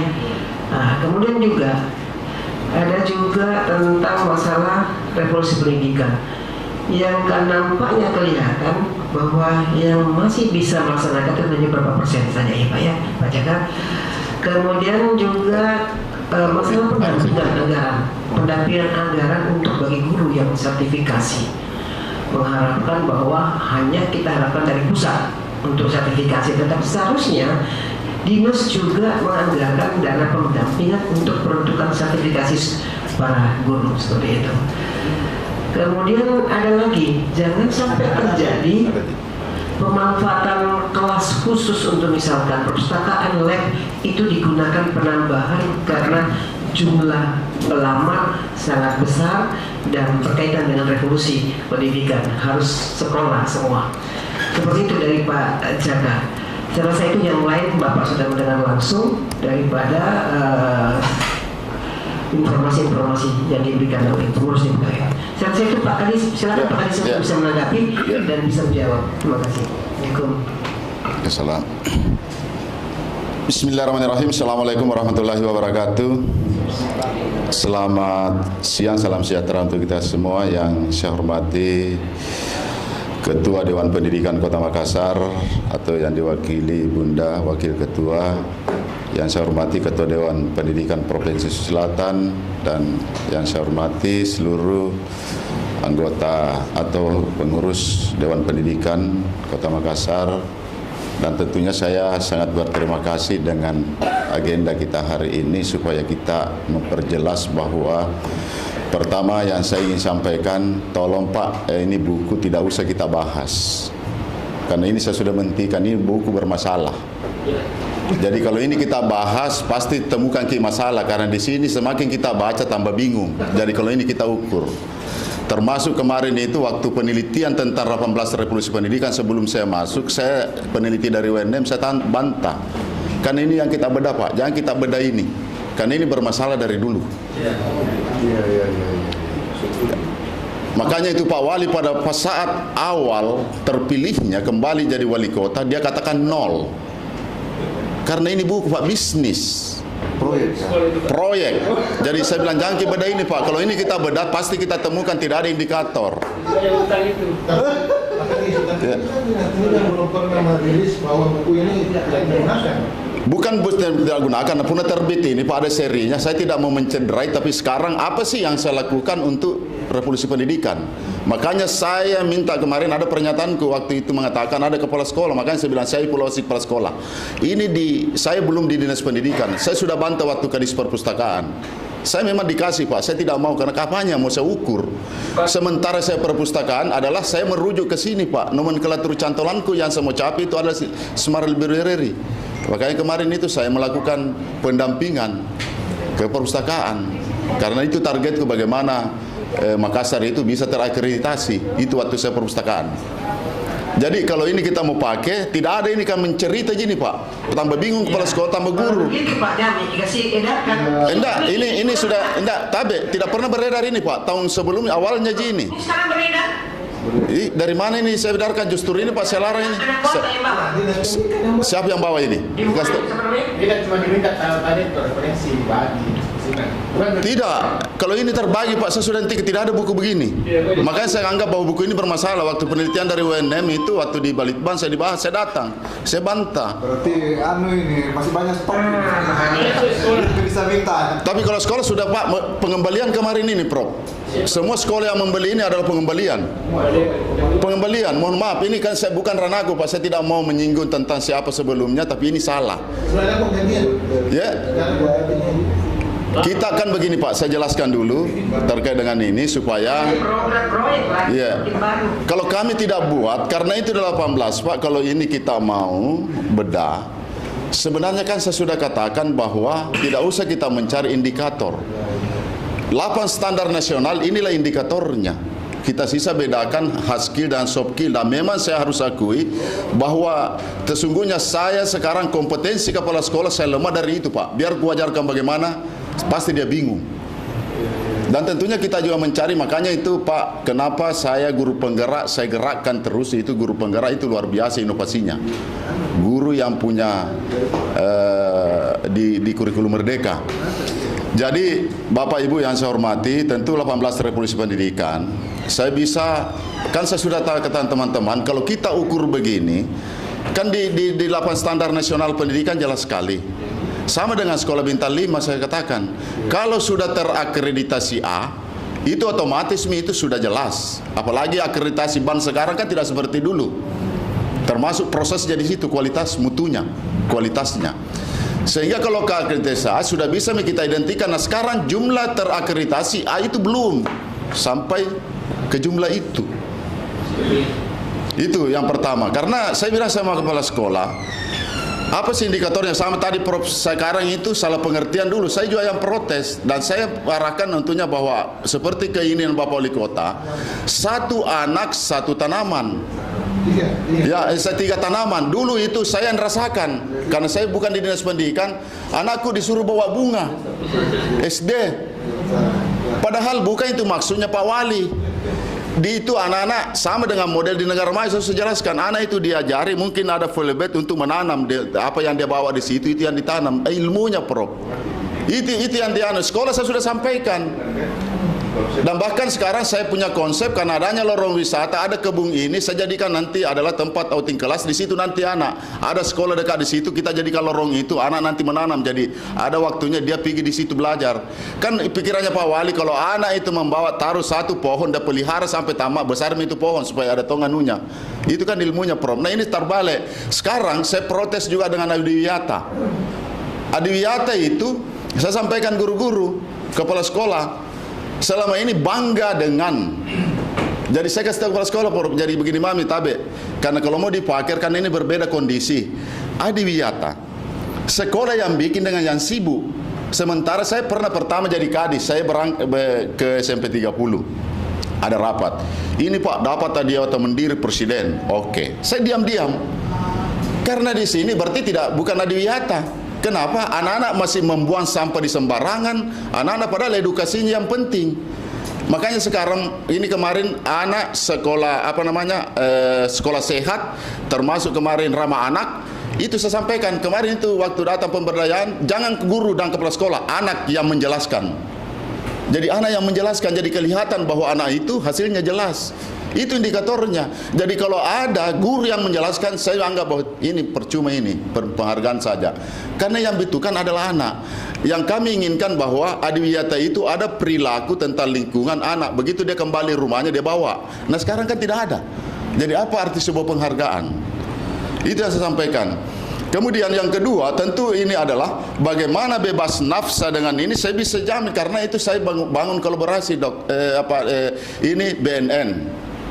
Saya kolaborasi dengan polisi, dengan narkoba. Iya kan, saya kolaborasi, saya kerjasama. Maka BNN dengan saya, bahkan BNN itu saya jadikan outing kelas. Terkait dengan hal-hal yang di sini untuk 18 ini, tentu saya Kadis untuk melakukan ini. Insya Allah saya akan menyurat ke lembaga tentang ini anak-anak pendidikan tentang ini, ya. Lembaga, artinya ada outing kelas, kita akan belajar. Saya lihat begitu, saya lihat di Singapura itu anak-anak dibawa ke lembaga bahwa kalau seperti ini begini jadinya. Itu kan outing kelasnya Pak untuk pendidikan. Jadi lari ke aktualisasinya. Kemudian terkait dengan smart library, sebenarnya itu Pak bisa kita, saya waktu perpustakaan ada beberapa sekolah yang saya sampel itu bagian dari binaan saya. SMP 6 itu sudah bisa. Sekarang kan banyak akses yang bisa kita gunakan, jangankan dinas Pak, memang sekarang kan ada akses. Saya sekarang kemarin itu saya sudah minta kepada balai badan bahasa itu kemarin saya diundang FGD juga, itu ada nanti aplikasi untuk kita akses. Bisa ambil itu masuk, tidak usah buku. Jadi kita bisa akses masuk. Nah inilah yang kita harapkan, aplikasi seperti SMP 6 itu sudah. SMP BTM Pemda itu bisa, sudah bisa Pak. Jadi sudah ada berat, tapi kalau untuk semua itulah target kami. Kenapa perpustakaan itu kami minta untuk melakukan pendampingan. Ada kemarin inovasi kami di situ adalah sentuh pustaka. Jadi kami kolaborasi penggiat literasi untuk melakukan ini. Ya, jadi implementasinya. Nah, bagaimana menentukan bahwa sekolah yang berstandar bintang 5 tentunya saya kalau kita mau melihat terus terang itu belum ada yang sempurna di Makassar. Karena yang dimaksud berstandar itu apalagi kalau kita mengukur contoh, saya kasih satu anak satu tari. Oke, kita lihat anak menari sudah aktualisasinya ada. Tetapi apakah ada sarana di situ, ada sanggar seni atau tidak di dalamnya? Kan itu yang kita butuh, salah satu indikatornya. Itu kan yang saya sampaikan di sekolah. Nah, sekarang kami dengan Bapak Wali Kota fokus terhadap pembangunan sekolah minimal bahwa walaupun tidak ini bahwa ada nanti model yang kita buat untuk tahun 2024 insya Allah perencanaannya tahun ini. Termasuk yang saya laporkan bahwa Sudirman itu akan kami ratakan Pak. Kami ratakan kembali untuk membangun kembali yang berstandar. Artinya berstandar, contoh SMP 8 juga nanti itu semua sesuai dengan standar nasional pendidikan, ruang-ruang yang dibutuhkan maka semua itu ada. Ya itu kan tentu insya Allah kalau ini berjalan yang jelas perencanaannya tahun ini. SMP 6 juga rencana karena saya sementara mengurus karena katanya suaka di situ, yang mana suaka karena saya rencana juga membongkar sebagian yang mana untuk kita jadikan supaya ini menjadi ikon. Ya SD Bawah Karain juga kami menjadi bagian daripada itu, yang jelasnya kita mengambil standar-standar ukuran itu supaya semua jelas. Seperti di SMP 8 itu Pak, kalau saya bentuk O maka luas di belakang. SMP 13 juga saya kasih masuk. SMP 13 itu luas 15.000, maka kalau jadikan bisalah pengambola di dalamnya. Akses seperti itu. Jadi kita artinya ini baru rencana untuk melakukan, yang pasti bahwa kami berupaya karena saya bilang sama kepala sekolah, kalau kepala sekolah cerdas, kompetensinya bagus dan inovatif, pasti ini mudah. Karena setiap sekolah tidak usah jelas sekali indikator ini Pak. Ya. Itu yang Bapak cerita mau bangun itu sekolah sekolah itu yang mau disiapkan menjadi cikal bakal sekolah bintang 5. Salah satu kalau sekarang kan sudah ada sebenarnya Pak, seperti SMP 6 itu sudah bisa kita ukur. Tapi walaupun kalau sarananya belum, tapi kita kan sudah akreditasi A. Ada Pak, nanti sudah buat kan? Smart kelas itu Pak, kami ada program, sebenarnya itu setiap sekolah, tapi tidak semua, tapi minimal satu. Saya siapkan sudah alat pengukurnya. Kita pakai itu di dalamnya Pak, karena dia kan sudah terakreditasi seperti SMP 6. Maksudnya kan begini, teman-teman kan di sini Pak mau ini membantu warga. Ya. Mengukur ini yang dalam kasus pendidikan atau Pak Kadis. Sudah kan, ya. Nanti kita tinggal minta gitu ya Prof. Ya. Ya boleh. Saya juga senang kalau ada kita masuk untuk kita bahas bersama. Ini kan fungsi kita semua. Artinya kan kalau Pak Wali kita mau apa, saya apapun, kita kan bisa membangun masukan, ada draft. Ya, bahkan teman-teman peneliti itu saya sampaikan di ini, sebenarnya tidak usah kita berdebat. Kan dulu ini yang dibedah, Pak. Ini yang dibedah. Saya bilang kapan ini kita bedah, pasti kita tidak dapat. Karena kepala sekolah juga semakin saya saja malas baca, Pak, karena semakin bingung apa ini. Kan buku cerita aja ini di dalam, tidak jelas bahwa apa yang mau dicapai. Pak Wali Kota sudah sadar juga bahwa ini kan memang sudah nalarang, Pak, marah sekali kemarin. Ini semua udah babak belur semua. Oh, Pak Wali sudah marah dengan ini. Marah dengan lahirnya buku ini, karena ini adalah menjadikan awal-awalnya itu Pak Wali begitu dia launching terbit ini buku, Pak. Pak, saya tahu sekali ini karena saya tidak bisa terlalu mencampuri dulu. Saya sampai katakan Pak Wali karena saya ingat sekali ini revolusi pendidikan kita launching, saya masih itu bekerja sosial. Di launching di Pak Bambayang, di Pak Bambayang ada satu lorong warkopnya anunya Kiai Bakri. Ya toh? Ada di situ di launching Pak Wali, karena saya dulu itu ada perpustakaan KPKP perpustakaan untuk waktu itu saya bikin, dan Pak Wali launching di situ bahwa saya akan launching ini 18. Begitu dia launching, dia buat begini. Pak Wali kan tidak mungkin dia urus, disuruh begini dia bikin, tapi sudah terjadi, dia buat. Baru dia ini, bahkan jangan Pak, ada yang lagi marah sekali Pak Wali, jagai anak tadi bilang bagaimana caranya ini, isinya tidak sesuai dengan saya yang susun, kenapa ada buku, ini kan bisnis. Jadi saya tidak bisa, saya bela, bukan saya bela Pak Wali, tapi kalau ini Pak, paling kalau dikasih lihat pasti Pak Wali karena inilah yang membuat kemarin sampai itu siapa, Bahtiar Nangkusuma, makanya saya tidak kasih ruang. Mohon maaf. Ini Pak, dia bebankan sekolah, makanya kemarin inspektorat tidak sesuai dengan harga. Kan saya bilang begini Pak, ini kan 100 lebih. Saya waktu Kadis Perpustakaan itu Pak, standar yang saya cetak seperti ini hanya 40 lebih yang gorengnya. Bisa saya cetak seperti ini. Iya kan, saya kan ada di pengadaanku dulu waktu Kadis Perpustakaan. Ini anggaran besar ini barangkali. Ini kan kemarin Pak, bukan anggaran besar, karena kalau kepala dinas sudah kasih kepala sekolah, pasti wajib kepala sekolah malah dana bos. Inilah yang bermasalah kemarin. Ini kan kalau kita bicara tentang ini kan buku bukan buku wajib. Nah, tentu menjadi referensi untuk di koleksi untuk setiap perpustakaan tidak perlu banyak judul. Cukup 5. Nah, ini sekarang langsung Pak, baru harga ini kita tahu kemarin lebih 100. Iya. Ini baru buku baru seri 1 ini, belum seri 2. Tidak muncul seri 2 Pak, karena sudah marah Pak Wali. Jadi saya minta kepada Dewan Pendidikan yang pasti bahwa kita berpikir ini tentang ini, kita bisa semua satu anak bakat olahraga itu jelas Pak. Kami sudah buatkan link, jadi makanya saya bilang tadi memang sisa kompetensi kepala sekolah aku ini. Saya terus terang ini kenapa saya dorong untuk dia adaptif, karena memang ada yang selama ini mau pensiun Pak, saya sekian tahun mami. Nah, dia manajemennya. Dan mana-mana ini dinas pendidikan sama Pak? Iya. Apanya? Ini satu olahraga. Kita kolaborasi ini Pak. Jadi kita ini pendidikannya. Kita ini ada pembinaan. Contoh yang saya lakukan kerjasama dengan sekarang itu guru olahraga, semua cabang olahraga dia masuk melakukan kan kurikulum merdeka Pak. Jadi dia melatih tidak semua anak itu bahwa kalau dia karate tidak semua bahwa harus olahraga bola, harus olahraga. Kita lihat bakatnya anak. Jadi ada pemetaan. Jadi anak itulah yang kita ada link. Jadi makanya itu ada data saya bahwa anak ini bakat olahraga ini sekian, ada seni, ada akademik Pak, karena kami jalan olimpiade, makanya itu saya selalu sampaikan bahwa kalau mau mengukur ini maka eskul harus jalan. Eskul ini kan macam-macam, ada olimpiade, olahraga, ada ini, ada kegiatan seni, ada kentas ini. Nah itu ukurannya, kelihatan bakat-bakat anak kita. Jadi kalau mau dibuatkan Pak, ini sekolah sekarang kita buatkan dia berpikir adaptif. Karena kalau saya hanya menyampaikan seperti ini. Kondisi tentu kita tidak bisa ukurannya ada di pulau karena kita melihat bahwa berbeda.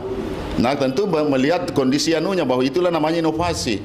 Bahkan kemarin ada satu yang lolos kami di KIP Pak, top 99. SD, kepala SD Bawah Karya sebagai inovasinya, dia buat kelas berbintang.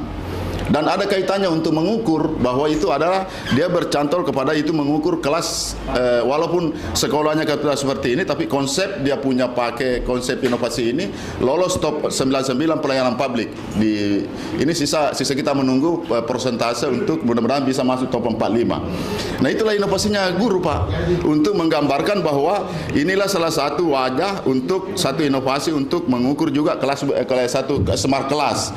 Yang pasti bahwa tahun ini smart kelas itu salah satu yang anunya sampaikan tentu Pak, smart kita bicara smart tentu kan berbicara dengan IT. Kami sudah ada pengadaan kelas smart board itu setiap kelas dan itu kita bisa fungsikan termasuk kemarin itu waktu hibrid dan bisa kita mengajar belajar satu kelas tapi paralel secara ini dan itu secara keseluruhan. Itulah ada di setiap sekolah SMP 6 bisa kita praktekkan, SD PAM bisa kita praktekkan. Ada di sana Pak, kita siapkan dan guru-guru sudah bisa kita lakukan itu, tapi memang tidak semua sekolah itu yang saya maksud tadi, tergantung kemampuan karena kalau tidak ada tip, sehingga itulah yang saya katakan kemarin, kenapa saya mau melakukan bukan mutasi, bukan rotasi, tapi semua guru yang bisa berbagi mengajar praktik baik, itu tentunya saya akan berikan tugas nanti kepada sekolah-sekolah lain untuk berbagi. Kemudian yang kedua, yang selanjutnya terkait dengan aplikasi, insya Allah kalau Makassar kami tidak ada anggaran, tetapi alhamdulillah jalan dengan baik. Saya juga tidak bicara tentang Telkom, banyak menawari kami Pak, akan tetapi tentunya kami tetap memanfaatkan karena ada server besar untuk di war room Kominfo. Jadi kami tidak ada biaya. Jadi yang kami hanya anggarkan adalah biaya makan minumnya yang terlibat. Jadi kami di sini bukan bekerja dinas pendidikan. Kami bekerja di sini kolaborasi Kadis Kominfo, dinas sosial, dinas kependudukan catatan sipil, kemudian berbagai tim IT yang dari berbagai kalangan membantu kami. Ya. Jadi alhamdulillah kan lancar-lancar saja jalan sampai hari ini. Bahkan saya memudahkan kepada masyarakat dan saya tidak perlu Pak, karena saya selalu menganggap bahwa penerimaan PPDB itu adalah bukan akhir untuk menentukan anak itu hebat. Menentukan juga nasibnya karena kita masih butuh proses. Maka yang kita lakukan adalah bagaimana memetakan supaya anak semua mendapatkan haknya untuk bersekolah. Itu.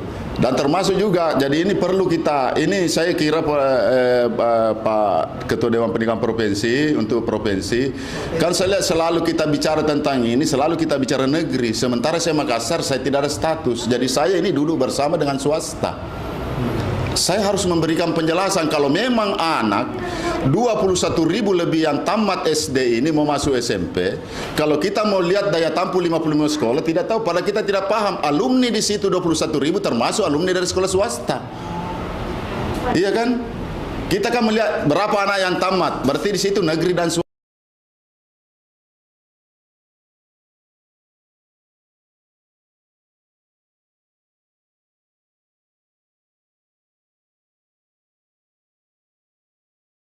Kita berinisiatif di mana kalau misalnya Dewan Pendidikan Kota Makassar membuat semacam workshop untuk menyusun itu, kemudian nanti ditawarkan. Yeah. Nah, kalau ini misalnya memang belum ada dan Pak Kadis setuju dan ini kita semua setuju, barangkali kita harus ngatur waktu nanti kita susun itu supaya ada naskah akademik yang menjadi dasar. Saya baca bahwa katanya Litbang bikin gini-gini ini pasti Litbang membuat penelitian terkait dengan ini ya. Iya, ini yang dia boleh teliti, buku ini yang dia bedah kemarin. Makanya saya bilang jangan, kalau kapan kita bedah jadi masalah terus. Ya, jadi niat kita ini semakin bersemangat setelah mendapat informasi dari Pak Kadis bahwa ini perlu dibeda ulang. Enggak, kalau saya Pak, kita melihat lagi apa yang disampaikan, ya sampaikan Pak Prof tadi, saya sependapat. Pak Prof mengatakan ini tidak usah terlalu tebal Pak, sebenarnya ini sederhana, jangan tipis ini barang. Nah sekarang begini Pak, saya potong kita, insya Allah nanti karena kami punya kemarin itu ada instrumen yang kami waktu mau asesmen kepala sekolah, dan termasuk data itu kenapa saya bilang berapa anak, ada instrumen itu kalau tidak salah hampir 200 pertanyaan di situ instrumenku. Instrumen ya nanti kita cocokkan, dibuatkan untuk satu pedoman, tapi itulah ada instrumen nanti bisa kita lihat. Kalau Ya. memang sudah Saya sudah kirim ke sekolah Pak itu untuk link diisi. Sebagai link instrumennya itu untuk diisi. Jika Pak Kades misalnya setuju dan tidak keberatan, mari bagaimana kalau instrumen itu kita kaji, kita uji. Bisa Ya, Pak. artinya bukan mempertanyakan, Ya. kita mendiskusikan, kita percakapkan, oh ini bagus, ini bisa dan seterusnya. Bisa. Saya sangat sependapat begini Pak. Dengan hadirnya begini, inilah peran-peran kita ini sebenarnya, kolaborasi ini yang kita harus bangun. Bukan saja, makanya juga saya selalu minta teman-teman akademisi bantu kami. Apa sih yang konsep, baru kemudian saya jadikan draft.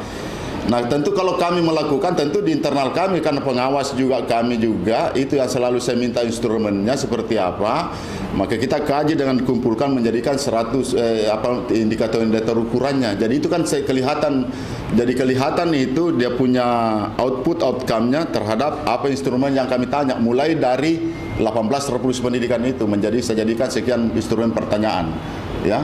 Jadi ini barangkali nanti kita bisa bahas larikan kemana. Yang pasti bahwa tentu yang saya mau minta Bapak dan Ibu sekalian, ada satu di sini 18 revolusi pendidikan, tentu Pak Wali kan di periode keduanya ada program 10 tahun. Jadi bukan lagi 9 tahun. Jadi ini kalau ini kita selalu jadi di sini sekolah 9 tahun. Sekarang program sekolah 10 tahun. Jadi itu sudah ada Perwali 51 wajib PAUD 1 tahun. Oh ya. Jadi ini kita harus Pak. Jadi ini makanya saya bilang tidak bisa kita ini.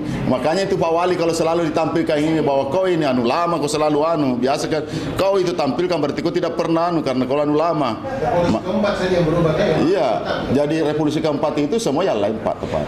Dan bahkan nanti di instrumen itu kita bisa membuktikan, termasuk saya katakan tadi bahwa saya bebas nafsu, saya bisa membuktikan kan kolaborasinya Pak. Saya kerjasama dengan BNN, saya kerjasama saling mendukung dan itu. Dan termasuk juga badan intelijen apa semua saya kerjasama Pak terkait dengan anak ini untuk nafsa. Karena ini anak-anak kita kan bukan saja nafsa, termasuk kenakalan-kenakalan apa semua yang terjadi itu kami sudah bangun.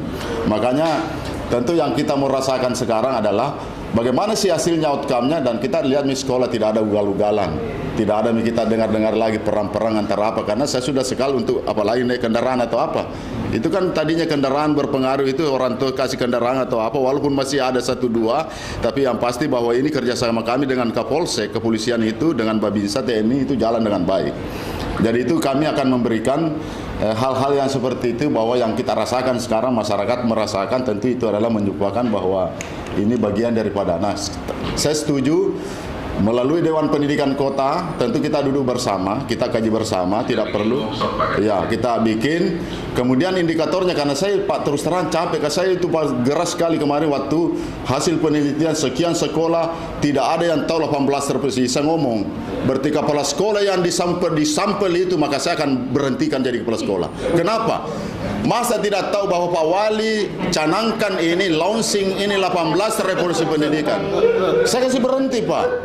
Saya percuma juga berteriak-teriak, kasihan Pak Wali nanti mengatakan kenapa saya sekarang mengatakan bahwa tadi saya di sini live di radio, bagaimana PPD Kota Makassar, saya bilang tidak usah kita permasalahkan undang-undang Perwali apa dan sebagainya. Yang jelasnya Undang-Undang Dasar 45 di situ adalah setiap warga negara berhak mendapatkan pendidikan layak dan berkualitas.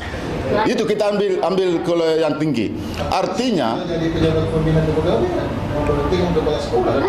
Artinya begini Pak, bisa bukan pejabat pembina kepegawaian. Saya kalau begini saya akan memberhentikan, mengusulkan Pak, bukan apanya, tetap mengusulkan. Tetapi ini kan menjadi evaluasi kami. Kalau saya tidak begini, maka kapan dia bergerak? Dan saya terus terang, kalau kita mau uji, kalau Dewan Pendidikan menguji saya, uji adaptifnya setiap kepala sekolah atau guru, pasti kita dapatkan. Karena saya kemarin waktu saya sama-sama ikuti ini masalah SDM Kota Makassar, masih ada 37% Pak. Ini SQ kemarin, Ginanjar ya, Ginanjar itu saya lihat Pak, dan memang saya rasakan. Ini SQ kemarin. SQ kan itu kita lihat, ya. Artinya kan di situ kelihatan itu bahwa birokrasi itu bekerja dengan budaya. Ya kan budayanya kita kelihatan Pak. Dan kita bisa melihat sekarang yang kepala sekolah yang memang inovatif dan tidak inovatif. Karena sekolah itu Pak, saya kan biasa bisa bilang, saya ini bukan orang teknis, yang tahu Anda. Anda itu bagaimana membuat suatu inovasi, suatu hal baru. Contoh kemarin itu Perpustakaan ada sih beberapa inovasi yang muncul, walaupun perpustakaannya tidak berstandar, tapi kan ada inovasi yang luar biasa dan itu kan dijadikan smart library. Ada inovasinya sekolah Pak, tapi memang kecil sekali karena itu yang saya maksud tadi. Jarang kolaborasi juga dengan dinas perpustakaan. Kalau kolaborasinya jelas Pak. Perpustakaan itu makanya itu banyak yang tidak mau keambil karena perpustakaan punya ranah. Makanya dia itu ada sentuh pustaka, ada hal-hal yang lain dan semua itu setiap tahun itu ada sekolah yang diakreditasi Pak kita usulkan. Enggak Pak, kan begini, itu program walaupun dia bermasalah, yang pasti kita tidak tahu bermasalah atau tidak. Program ini tetap jalan karena saya dulu di sana Pak. Waktu saya pertama, dia tahu belum Pak Sari Badarudi terlalu banyak. Saya bilang saya kayak perpustakaan tiap tahun saya bisa buat inovasi. Kolaborasi pendongeng itu Pak saya awal. Saya mendapatkan dongkel World Mobile Library kemarin itu salah satu bahwa bagaimana melibatkan banyak orang. Sehingga saya berikan ruang itu dongkel. Ya. Jadi kami kembali kepada PPDB, insya Allah aplikasi kami bisa Pak jadi memudahkan masyarakat itu ada barcode. Jadi langsung masuk, saya tidak macam-macam. Hanya sederhana kontes yang dilakukan kementerian itu saja, pemetaan sonasi, non-sonasi. Saya tidak mau ada seperti ini. Ya. Kalau di SD, kira-kira bagaimana bisa dimonitor yang tidak diterima di satu sekolah, kemana dia? Jadi begini Prof. Begini Prof. Yang pasti begini. Kan begini, kita kan punya standar minimal. Standar minimal itu 28. Ya, kalau SD, SPM-nya. Makanya kemarin sebelum saya melakukan hal kebijakan-kebijakan ini untuk mengatasi dengan analisa yang keluar dengan usia, saya kan kementerian persentase Prof. Tapi jangka pendek, bukan jangka panjang. Makanya saya minta karena SPM-nya apa mau tidak mau seperti ini yang kami lakukan. Tapi kalau SD Prof masih sebenarnya begini, kalau kita buka masih banyak sekolah yang tidak tertampung, tidak memenuhi. Utamanya sekolah kompleks itu. Saya kasih contoh saja. Mengisidi kan kenalnya itu orang selalu unggulan. Full di sana sementara ada sekolah tertentu bahkan sampai 100 tidak sampai Prof di impresnya itu. Itu yang kami salah satu pemetaan. Nah, salah satu memetakan tentu kami arahkan ke sana. Yang tidak tertampung yang mau mengisi di satu kompleks. Karena ada orang tertentu karena melihat sesuatu sama dengan IKIP. Semua orang mengkompleks padahal banyak sekali IKIP di dalam. Tentunya bagaimana mengatasi ini, tentu itu kami lakukan pemerataan di dalam. Makanya saya minta kepala sekolah, semua dulu jangan dulu langsung mengatakan tidak bisa. Kita tata berapa baru kita atur. Kemudian di situ nanti kita kembali lagi karena ternyata memilih itu orang tua di situ. Makanya kita atur lagi ke sekolah, tanya orang tua. Sekolah mana yang terdekat di kita pasti ada kuotanya Prof. Karena kemarin itu banyak anak-anak SD masih banyak kuotanya tidak tertampung. Tapi kalau sekolah itu kalau seperti di Hartako itu banyak sekali tidak diterima. Hartako saya sudah sampaikan Prof begini. Karena memang di situ saya minta 2, tapi estimasi 1. Tentu kita antisipasi yang begitu karena warga yang sekitar kan tidak bisa. Jadi saya ada beberapa sudah masuk, bahkan ini ada dekat sekali dan dia terkendala dengan administrasi sedikit dan dia memang begini Prof. Dia sudah lama tinggal di sana, bahkan sekolah di sana tapi orang tuanya baru nak kasih pindah. Nah tentu kalau di aplikasi tidak bisa masuk. Solusi yang saya ambil, saya minta kepala sekolah daftar ulang memang nih, karena jelas biar bagaimana kasih sekolah di situ. Karena secara manual, secara kasat mata bahwa dia dekat dari sekolah, jelas menilainya seandainya masuk sistem. Makanya saya bilang Prof, yang begini jangan kau tolak karena pasti ribut. Karena masalah administrasi jangan disalahkan mereka karena bukan mengatakan kenapa kau baru kasih pindah. Padahal anu sudah lama Pak, cuma kakaknya baru nak kasih pindah. Nah, ini kan kita lihat dulu kasuistiknya. Jadi tidak semua kasus itu adalah kami ambil kebijakan, tapi tentu saya ada pertimbangan supaya inilah yang membuat sehingga tidak ada yang ribut-ribut karena itu semua kami berikan, kami analisa kaji dan tentunya juga kami berharap karena begini Prof, karena swasta alhamdulillah kami kolaborasi ternyata ada juga subsidi penuhnya. Jadi subsidi penuh beberapa anak sekian persen. Tentunya itu yang selalu komunikasi. Saya bicara komunikasi dengan sekolah swasta. Itu bukan berarti saya bicara berapa kau terima, tapi berapa anak yang kau subsidi. Sehingga nanti masyarakat yang tidak mampu saya bisa arahkan ke sana karena ada subsidi penuhnya. Artinya kan tidak semua yang mampu untuk itu. Nah ini yang kami lakukan. Tentu saya tidak berhenti bergerak, bahkan saya tadi malam itu teman-teman bahwa provinsi begini, bahkan ada masukanku teman kepala sekolah, karena terlanjur keluar pengumuman pertama, maka kalau mau diterima alasannya, semua yang diumumkan terima misalnya dulu. Terima saja, karena kau terlanjur, karena sistem sudah mengumumkan bahwa itu anak sudah diumumkan dinyatakan lulus, baru tiba-tiba hilang. Maka apapun baiknya kalau kau merubah, tidak akan dipercaya lagi, akan ribut terus. Persoalan di belakang nanti dikaji, kita duduk bersama. Siapa sih yang belum? Karena yang selalu saya katakan, jangan PPDB itu hanya pemetaan. Saya selalu katakan pemetaan untuk bagaimana betulkah ini kita melakukan, di mana anak ini yang belum terdistribusi. Makanya saya tahu teman-teman media, jangan bicara tentang melanggar atau apa. Yang sekarang yang tugas saya adalah berapa anak yang belum masuk, itu pasti kewajibanku. Nanti selesai saya masukkan, berikan ruang untuk sekolah, baru selesai tugasku. Karena tidak, kan banyak begitu Prof. Contohnya mungkin orang tua ini karena semua mau bertumpu sampai 6. Akhirnya nanti kembali tonji dekat rumahnya. Semua bertumpu satu. Semua kembali rata-rata tiap tahun saya begitu, kembali tonji. Kembali dekat rumahnya. Kan ada ruang yang pasti bahwa proses PPDB ini tidak akan mungkin saya rusak sistem. Jadi nanti terakhir, tapi yang pasti saya tidak mengambil seperti bahasa yang lalu-lalu. Tunggu mungkin dulu 4 bulan atau 1 bulan kemudian. Tidak, saya semua bersamaan masuk. Jadi pada saat hari terakhir, tentu saya undang kepala sekolah, contoh tahun lalu. Pada saat selesai pengumuman, akhir non-sonasi, maka malamnya saya rapat dengan kepala sekolah SMP, saya minta berapa kuota tidak terisi. Dan terkumpul 1932 kuota tidak terisi. Makanya saya bilang, saya sampaikan masyarakat, mari masih ada 1000 Pak. Bahkan contoh SMP 21 Pak, dia itu sekolah besar, tipe A, 11. Bayangkan kalau hanya 6 terisi, coba. Nah sekolah negeri, tipe A. Iya tipe A. Jadi itulah yang saya sampaikan masyarakat itu menasa upah, jangan pergi jauh-jauh, ada dekat jalan kaki, masuk di situ. Nah itu tentu saya tidak mau berhenti di situ, maka saya harus tahu mengikuti terus persoalan, karena kapan saya tinggal tidak melakukan ini maka pasti ribut. Jadi itulah tugas-tugas kami untuk menjamin. Makanya saya sampaikan masyarakat Makassar tidak usah pakai jasa, tidak usah kasakusut.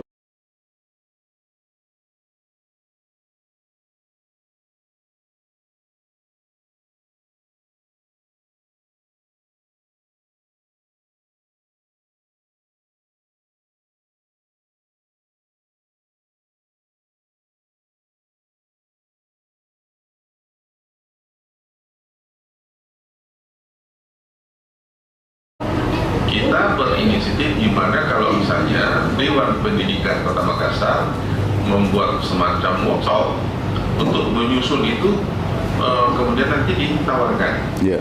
Nah, kalau ini misalnya memang belum ada dan Pak Kadis setuju dan ini kita semua setuju, barangkali kita harus ngatur waktu nanti, kita susun itu supaya ada naskah akademik yang menjadi dasar. Saya baca bahwa katanya Litbang bikin gini-ginian ini, pasti Litbang membuat penelitian terkait dengan ini ya. Ini kan begini, pendidikan Kota Makassar itu kan wilayah di Makassar, tapi ternyata saat itu SMA kalau Dewan Pendidikan mencoba membangun komunikasi, mereka biasa mengatakan ini wilayahnya provinsi. Tidak bisa bicara kewenangan Pak kalau pendidikan. Ya, makanya barangkali ini perlu kita perjelas. Dewan Pendidikan perlu dijelaskan kepada mereka bahwa mereka kan berada di wilayah Kota Makassar, maka termasuk juga SMA. Dulu kita tidak pakai. Dulu kita asal Makassar dulu.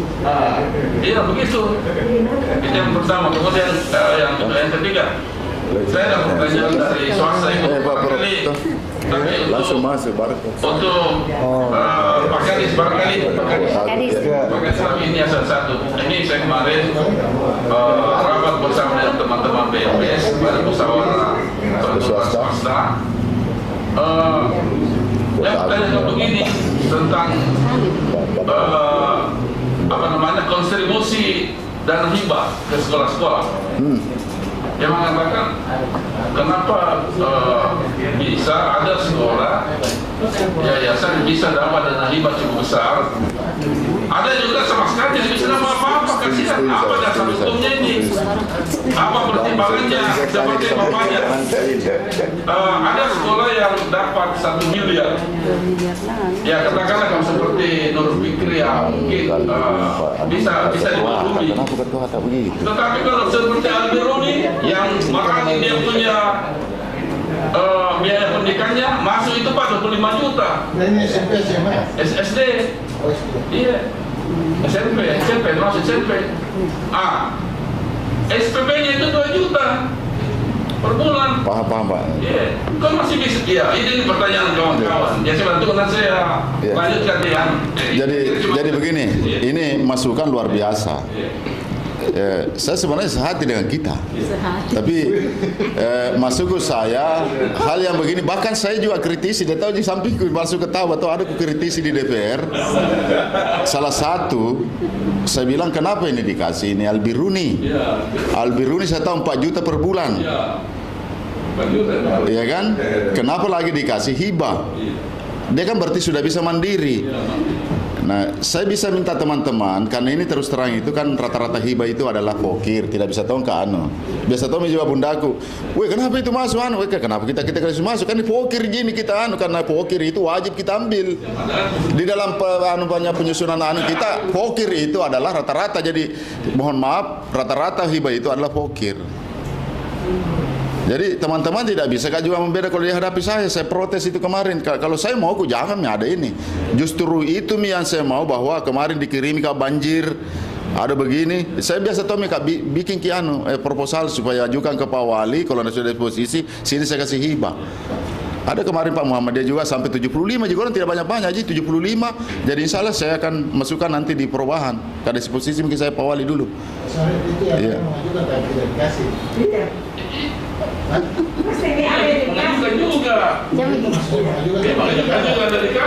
Yang begini Pak, kalau hibah, jadi saya begini, saya minta kemarin itu saya bilang, saya sekarang ini bagaimana cari hibah bantuan dari pusat. Makanya saya bilang kemarin di teman-teman di Elim ya, Elim. Oh Elim. Iya Elim itu, nah beta ki Elim. Beliau ada di Elim. Ini kan ada linknya yang ada apa, saya bilang bantu tongkat, jadi ku tanda tangan rekomendasinya Pak. Jadi sekarang begini, saya minta semua sekolah-sekolah swasta manfaatkan itu, karena di dana pendidikan itu di pusat ada.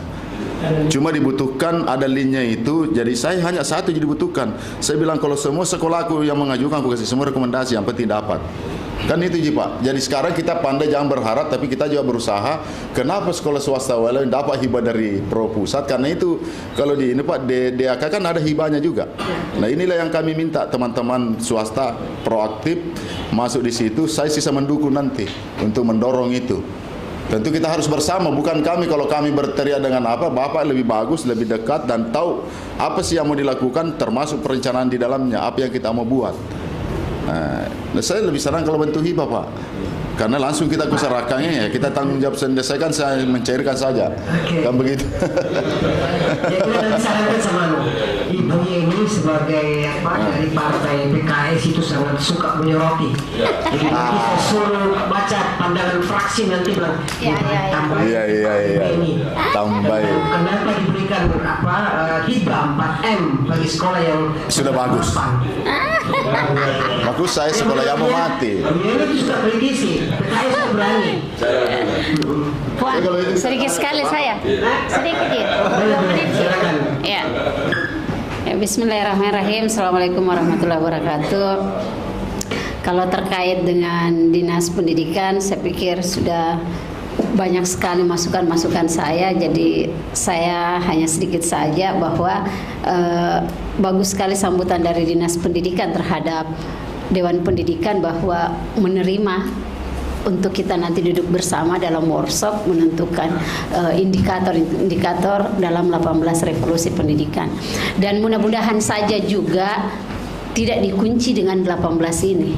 Ini harapan kita ya, walaupun kita pastinya tidak mungkin akan intervensi begitu keras kepada pemerintah kota, tetapi jikalau memang pemerintah kota betul-betul ingin memajukan pendidikan, saya pikir diberikan ruang untuk itu, karena pastinya ada beberapa item yang berulang yang nantinya bisa kita masukkan, karena sesungguhnya kritikan kita juga sebenarnya untuk membangun Kota Makassar dan kecintaan kita pada pendidikan. Itu untuk Dinas Pendidikan. Yang saya juga ingin sampaikan kepada Dewan Pendidikan, kebetulan hadir pada hari ini dari Dewan Pendidikan Sulawesi Selatan. Saya sangat tertarik tadi dengan pendapat Pak Ketua yang mengatakan bahwa semua anak berhak mendapatkan pendidikan yang layak. Tetapi pada faktanya di lapangan bahwa ada tahapan yang anak-anak harus lewati untuk mendapatkan sebuah sekolah yang mereka inginkan. Ya, ini kita tidak bisa pungkiri dan ini sudah fakta di lapangan. Barangkali satu masukan saya, Pak, yang bisa disampaikan pada Dinas Pendidikan. Sekarang kita tidak hanya memperhatikan tentang PPDB, tetapi anak yang naik jenjang. Ya. Anak yang naik jenjang ini ternyata persoalannya adalah ada beberapa anak yang tidak bisa naik kelas, yang akhirnya nanti dia akan pindah sekolah. Yang menjadi persoalan lagi, kalau sekarang yang beredar di SMA, Pak, ini langsung saya turun langsung, bukan mendengar. Kepala sekolah ada yang mengatakan bahwa sekarang kami ini tidak menerima lagi anak inklusi. Ini sudah beberapa ini, Pak. Dan yang kedua yang disampaikan bahwa sebuah sekolah yang katanya menggunakan kurikulum merdeka tidak bisa menerima siswa yang sebelumnya itu K13. Jadi saya merasa bahwa betul-betul ini SMA dia tidak memperhatikan inklusi, terlalu eksklusif. Jadi saya membuat kayak cerita bahwa pendidikan eksklusif. Nah, ini kita harus perhatikan, jangan sampai akan lahir ATS baru. Karena anak-anak malu kalau tinggal kelas tidak mau pergi sekolah. Mungkin ada hal yang bisa disampaikan, dan kepala sekolah juga seperti ini, Pak. Ini saya minta regulasinya, dia bilang ada tapi dia tidak perlihatkan pada saya regulasinya bahwa tidak boleh anak sekolah itu yang dari K13 masuk ke kurikulum merdeka. Berarti kurikulum merdeka ini tidak siap menerima anak yang tidak cerdas. Maaf kalau itu pandangan saya. Mungkin karena dibatasi oleh waktu, saya pikir sekian. Nanti kita bisa diskusi lebih lanjut. Assalamualaikum warahmatullahi wabarakatuh. Terima kasih. Nanti di Komisi D kita hantar mereka kepada. Tapi Bunda, sebelum ini karena terkait dengan ATS, lupa tadi ada pertanyaan satu dari Prof. Saya sudah kirimi juga. Lebih bagus supaya saya jelaskan.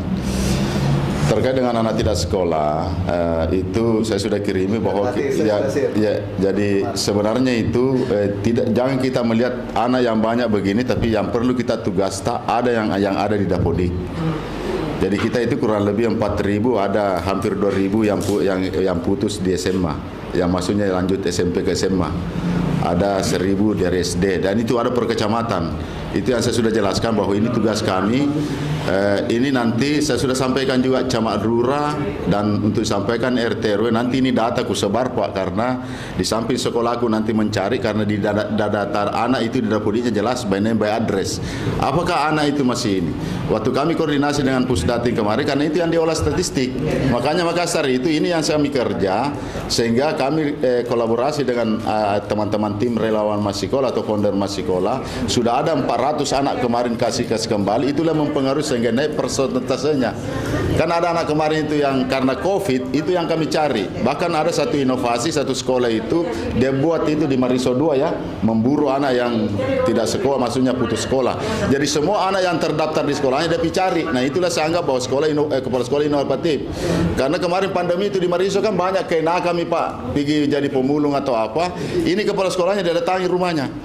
Jadi dia suruh kembali. Jadi seperti itu. Nah, inilah insya Allah kami yakin kalau 4.000 saya selesaikan ini, saya bisa temukan dan bisa jadikan alasan yang kuat, karena ini tidak bisa kami hapus di Dapodik sepanjang tidak ada alasan.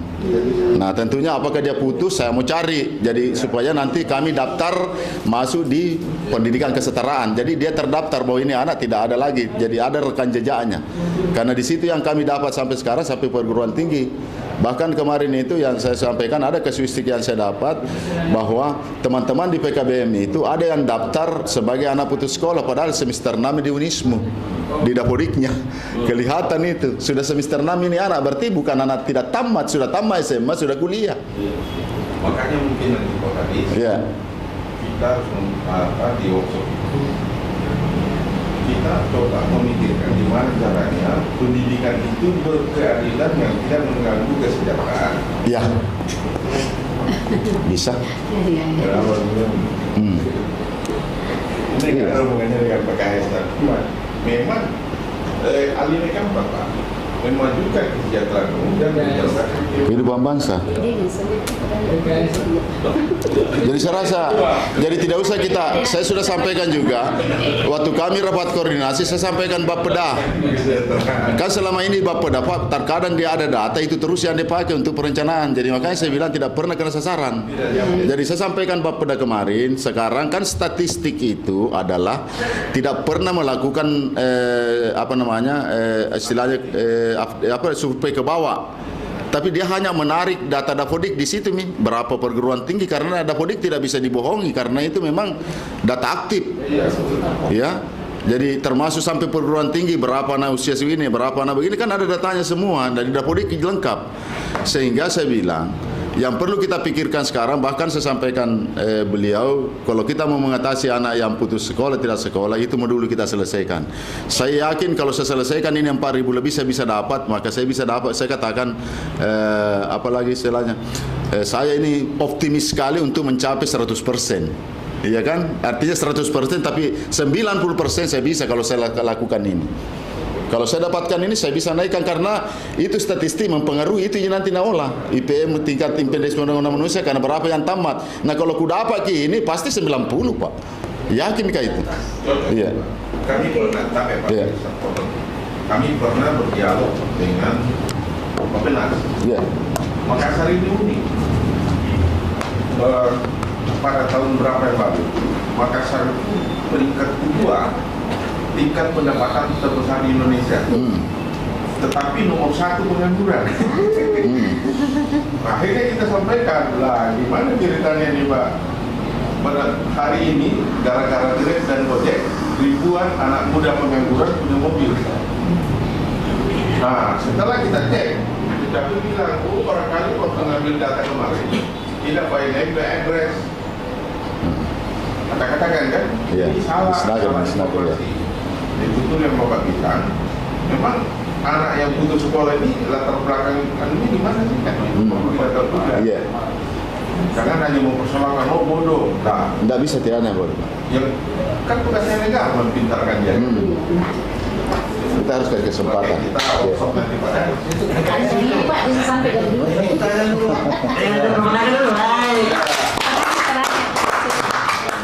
Oke, terima kasih perjanjian kepada Pak Kadis. Pak Kadis sudah menjanjikan yang 4.000 putus sekolah akan diselesaikan. Ingat ya di PKM.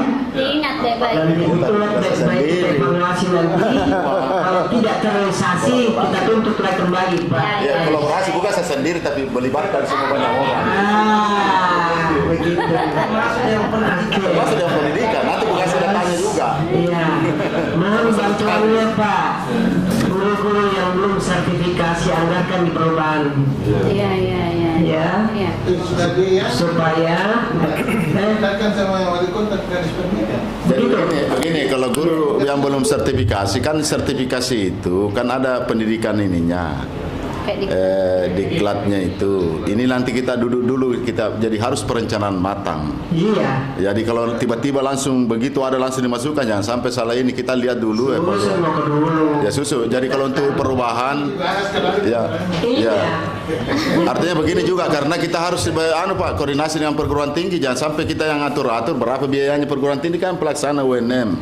Berapa sih satu orang Kan ada yang musel dia kan kita ini punya kerjaan yang gitu kan. Kalau yang kadangnya dia hitung berapa, betah tapi. Iya. Kalau pelatihan untuk pelatihan untuk membimbing kayak bimbingan tes, itu boleh saja. Tetapi kalau kami pikir bahwa kalau untuk, saya bilang tadi biayanya kan begini, karena saya kemarin Pak ini terjadi dua dengan kewenangan ini, Kementerian Agama tiba-tiba kirimkan nama yang lulus PPGD suruh biayai ke perguruan tinggi, padahal guru agama kan kewenangan ini kan jelas di sisi lain tidak ada nomenklaturnya di pendidikan umum. Iya. Artinya tidak bisa juga BKPSDM Pak, karena ada kewenangan guru itu masuk kewenangannya ranah kan dari aturan itu kan kewenangan ke guru agama kan ada di termasuk lalai itu Kemenak. Nah ini Kemenak heran juga, makanya saya juga sampaikan di Pak Dirjen, ini juga ada bingung kenapa Kemenak tiba-tiba padahal kan dia punya. Dia sudah diserahkan, makanya di situ Anda yang harus mengajukan anggaran kepada DPR RI atau pada saat penyusunan. Jangan tiba-tiba sudah dinyatakan begini bilang tidak ada anggaran, kan begitu. Jadi ini sudah masuk, kita persoalan ini tentunya sudah masuk ke tingkat pusat. Karena saya yang mendapatkan di bawah selaku pemakai dan pelaksana di bawah, tentu ini yang kami dapatkan. Sementara ada kewenangan-kewenangan di situ yang perlu kita duduk bersama. Bahkan kemarin waktu Komisi 10 saya sempat sampaikan itu. Waktu Komisi 10 kemarin di Mbak Desi Ratnasasi dipimpin, ada 13 orang anggota ini, itu saya sampaikan juga persoalan ini, tolong ini di Komisi 10 sampaikan Kemenak, karena kenapa ada hal yang seperti ini tiba-tiba kita diperhadapkan dan kita tidak tahunya kami bahwa itu adalah kewenangan mereka. Itulah kalau pelatihan itu bergantian Pak, tadi sekaligus mungkin bisa dikasih materi bagaimana mereka menghitung partnya Pak. Karena selama ini itu kan sedikasi juga. Guru-guru kalau mau pangkat bunda itu karena dia tidak bisa hitung partnya itu pengajarannya, dia kasih orang itu kan biayanya tinggi. Tadi bagi tabe kalau itu saya juga sampaikan kalau guru dia paham. Yang sekarang guru itu yang biasa nak kasih orang itu dia itu kan ada kewajiban karya ilmiah. Itu biasa Pak. Kalau penyusun, kalau karena karya ilmiah Pak, metodologi bagaimana menyusun PPK-nya itu. Ya, tapi kalau kita bilang karena ada tahu memang guru dia suka suruh orang bilang apa itu PTK, malas ki Pak, malas kutu ki. Udah tahu itu Pasari Badarudin ini kalau guru malas ki, dia mau terima enak saja. Kita saja ini Pak tiba-tiba biasa disuruh ki, disuruh mi orang buatkan dulu pointer-pointernya kan mau kan jadi anak kan begitu. Ada kewajiban PTS-nya toh. Iya. Bayar juga lagi. Susah toh karena dia mau naik pangkat, dia mau bayar sendiri. Saya kira kalau yang seperti ini Pak, kalau tentang yang lain itu dia paham karena tugas pokoknya jadi dihitung. Tugasnya kedua tentu juga kita paham juga teman-teman. Tugasnya itu Pak juga memberikan seperti itu kan untuk kesejahteraan mereka. Karena kesejahteraan lebih bagus. Jangan berpikir bahwa karena dia punya kepentingan naik pangkat tidak usah diurus, tidak bisa juga. Kalau saya lihat sekarang lomba-lomba Pak ini saja 4C sudah berapa ini ada faknya. Jadi saya pikir guru itu sudah dia pahami itu kalau tentang itu, karena bukan hal baru, tapi hal lain itu mungkin terkait dengan sertifikasi. Terakhir saya sampaikan sebenarnya tanpa dilatih ini sebenarnya mau kita tahu guru itu kan yang 4 kompetensinya di situ. Kalau dia kuasai tidak perlu dia dilatih karena itu tonji diujikan. Iya kan, cuma berarti kalau masih mau dilatih berarti guru perlu dipertanya bagaimana kualitas pendidikan kamu bagus. Kan kuncinya di situ. Iya. Silakan. Iya. Terakhir ya. Ya, baik, saya kira sudah mau ditutup Pak. Saya cuma merespon sedikit. Yang pertama mungkin cuma perbandingan saja, barangkali pada manfaatnya. Di Provinsi Sulawesi Selatan itu ada namanya program prioritas, bukan revolusi pendidikan Pak. Ada 7 itu program prioritas, dan misalnya tadi yang saya sebut literasi kitab suci, smart school, pembimbingan skolastik untuk masuk perguruan tinggi, penghijauan, penanaman pohon, sekolah sehat dan aman, penulisan karya sastra, dan penanganan anak tidak sekolah.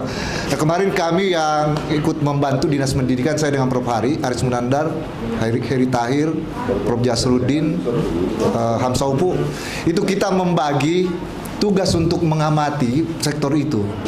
Ya mungkin ada manfaatnya ini Bunda. Jadi saya diminta untuk mendeteksi sekolah aman dan sehat. Prof. Aris tentang anak tidak sekolah, tentang lingkungan Pak Jasruddin. Jadi mungkin ada manfaatnya nanti Dewan Pendidikan atau mungkin di DPR. Ya, membagi tugas masing-masing pengurus untuk mengamati 18 ini. Ya, masing-masing yang mana menangani bagi tugas. Itu enak sekali tuh sebetulnya, kemarin sempat kita buat semacam simulasi. Nah, itu saya kira nanti Pak Kadis yang direncanakan. Ya. Ya, masing-masing mana tanggung jawabnya untuk mengamati. Kemudian itu perbandingan saja Pak dari pengalaman kami di provinsi. Kemudian soal yang terkait dengan data ATS memang besar sekali karena tidak sekolah ya di Makassar dan saya kira di provinsi juga data yang saya share itu. Nah, ini ada kaitannya memang dengan program wali kota juga. Saya kira itu ada kaitannya juga dengan PPDB Pak Kadis. Jadi sempat kita diskusikan tadi sama Bunda juga ada penekanan bahwa mereka yang tidak lolos di PPDB itu potensial menjadi anak tidak sekolah. Kita tidak punya data Pak. Provinsi dan hampir semua kabupaten tidak punya data. Mereka yang tidak lulus PPDB itu kemana? Ya, kalau data di provinsi itu sebagian besar karena SMA, tingkat pendidikan menengah, itu banyak yang kawin Pak. Nikah dini ya. Sehingga muncul ATS jumlah besar. Sebagian besar kasusnya datanya itu karena kawin. Di kampung-kampung, ya. Nah, tapi yang di kota harus dicari akarnya. Mungkin ada hal yang lain. Nah, itu mungkin masukan juga yang berikutnya. Saya berterima kasih dengan masukan tadi dari Pak Suarman ya, juga Pak Sardir sudah kemukakan untuk membicarakan, ada Pak Jaka juga tadi sempat pentingnya membicarakan dengan provinsi. Saya akan sampaikan ini di rapat di Dinas Pendidikan Provinsi, Dewan Pendidikan, bahkan mungkin di TGUPP saya akan kemukakan kalau saya diundang untuk menyampaikan bahwa memang perlu koordinasi yang lebih sinergis lagi perlu dilakukan dengan pemerintah Kota Makassar.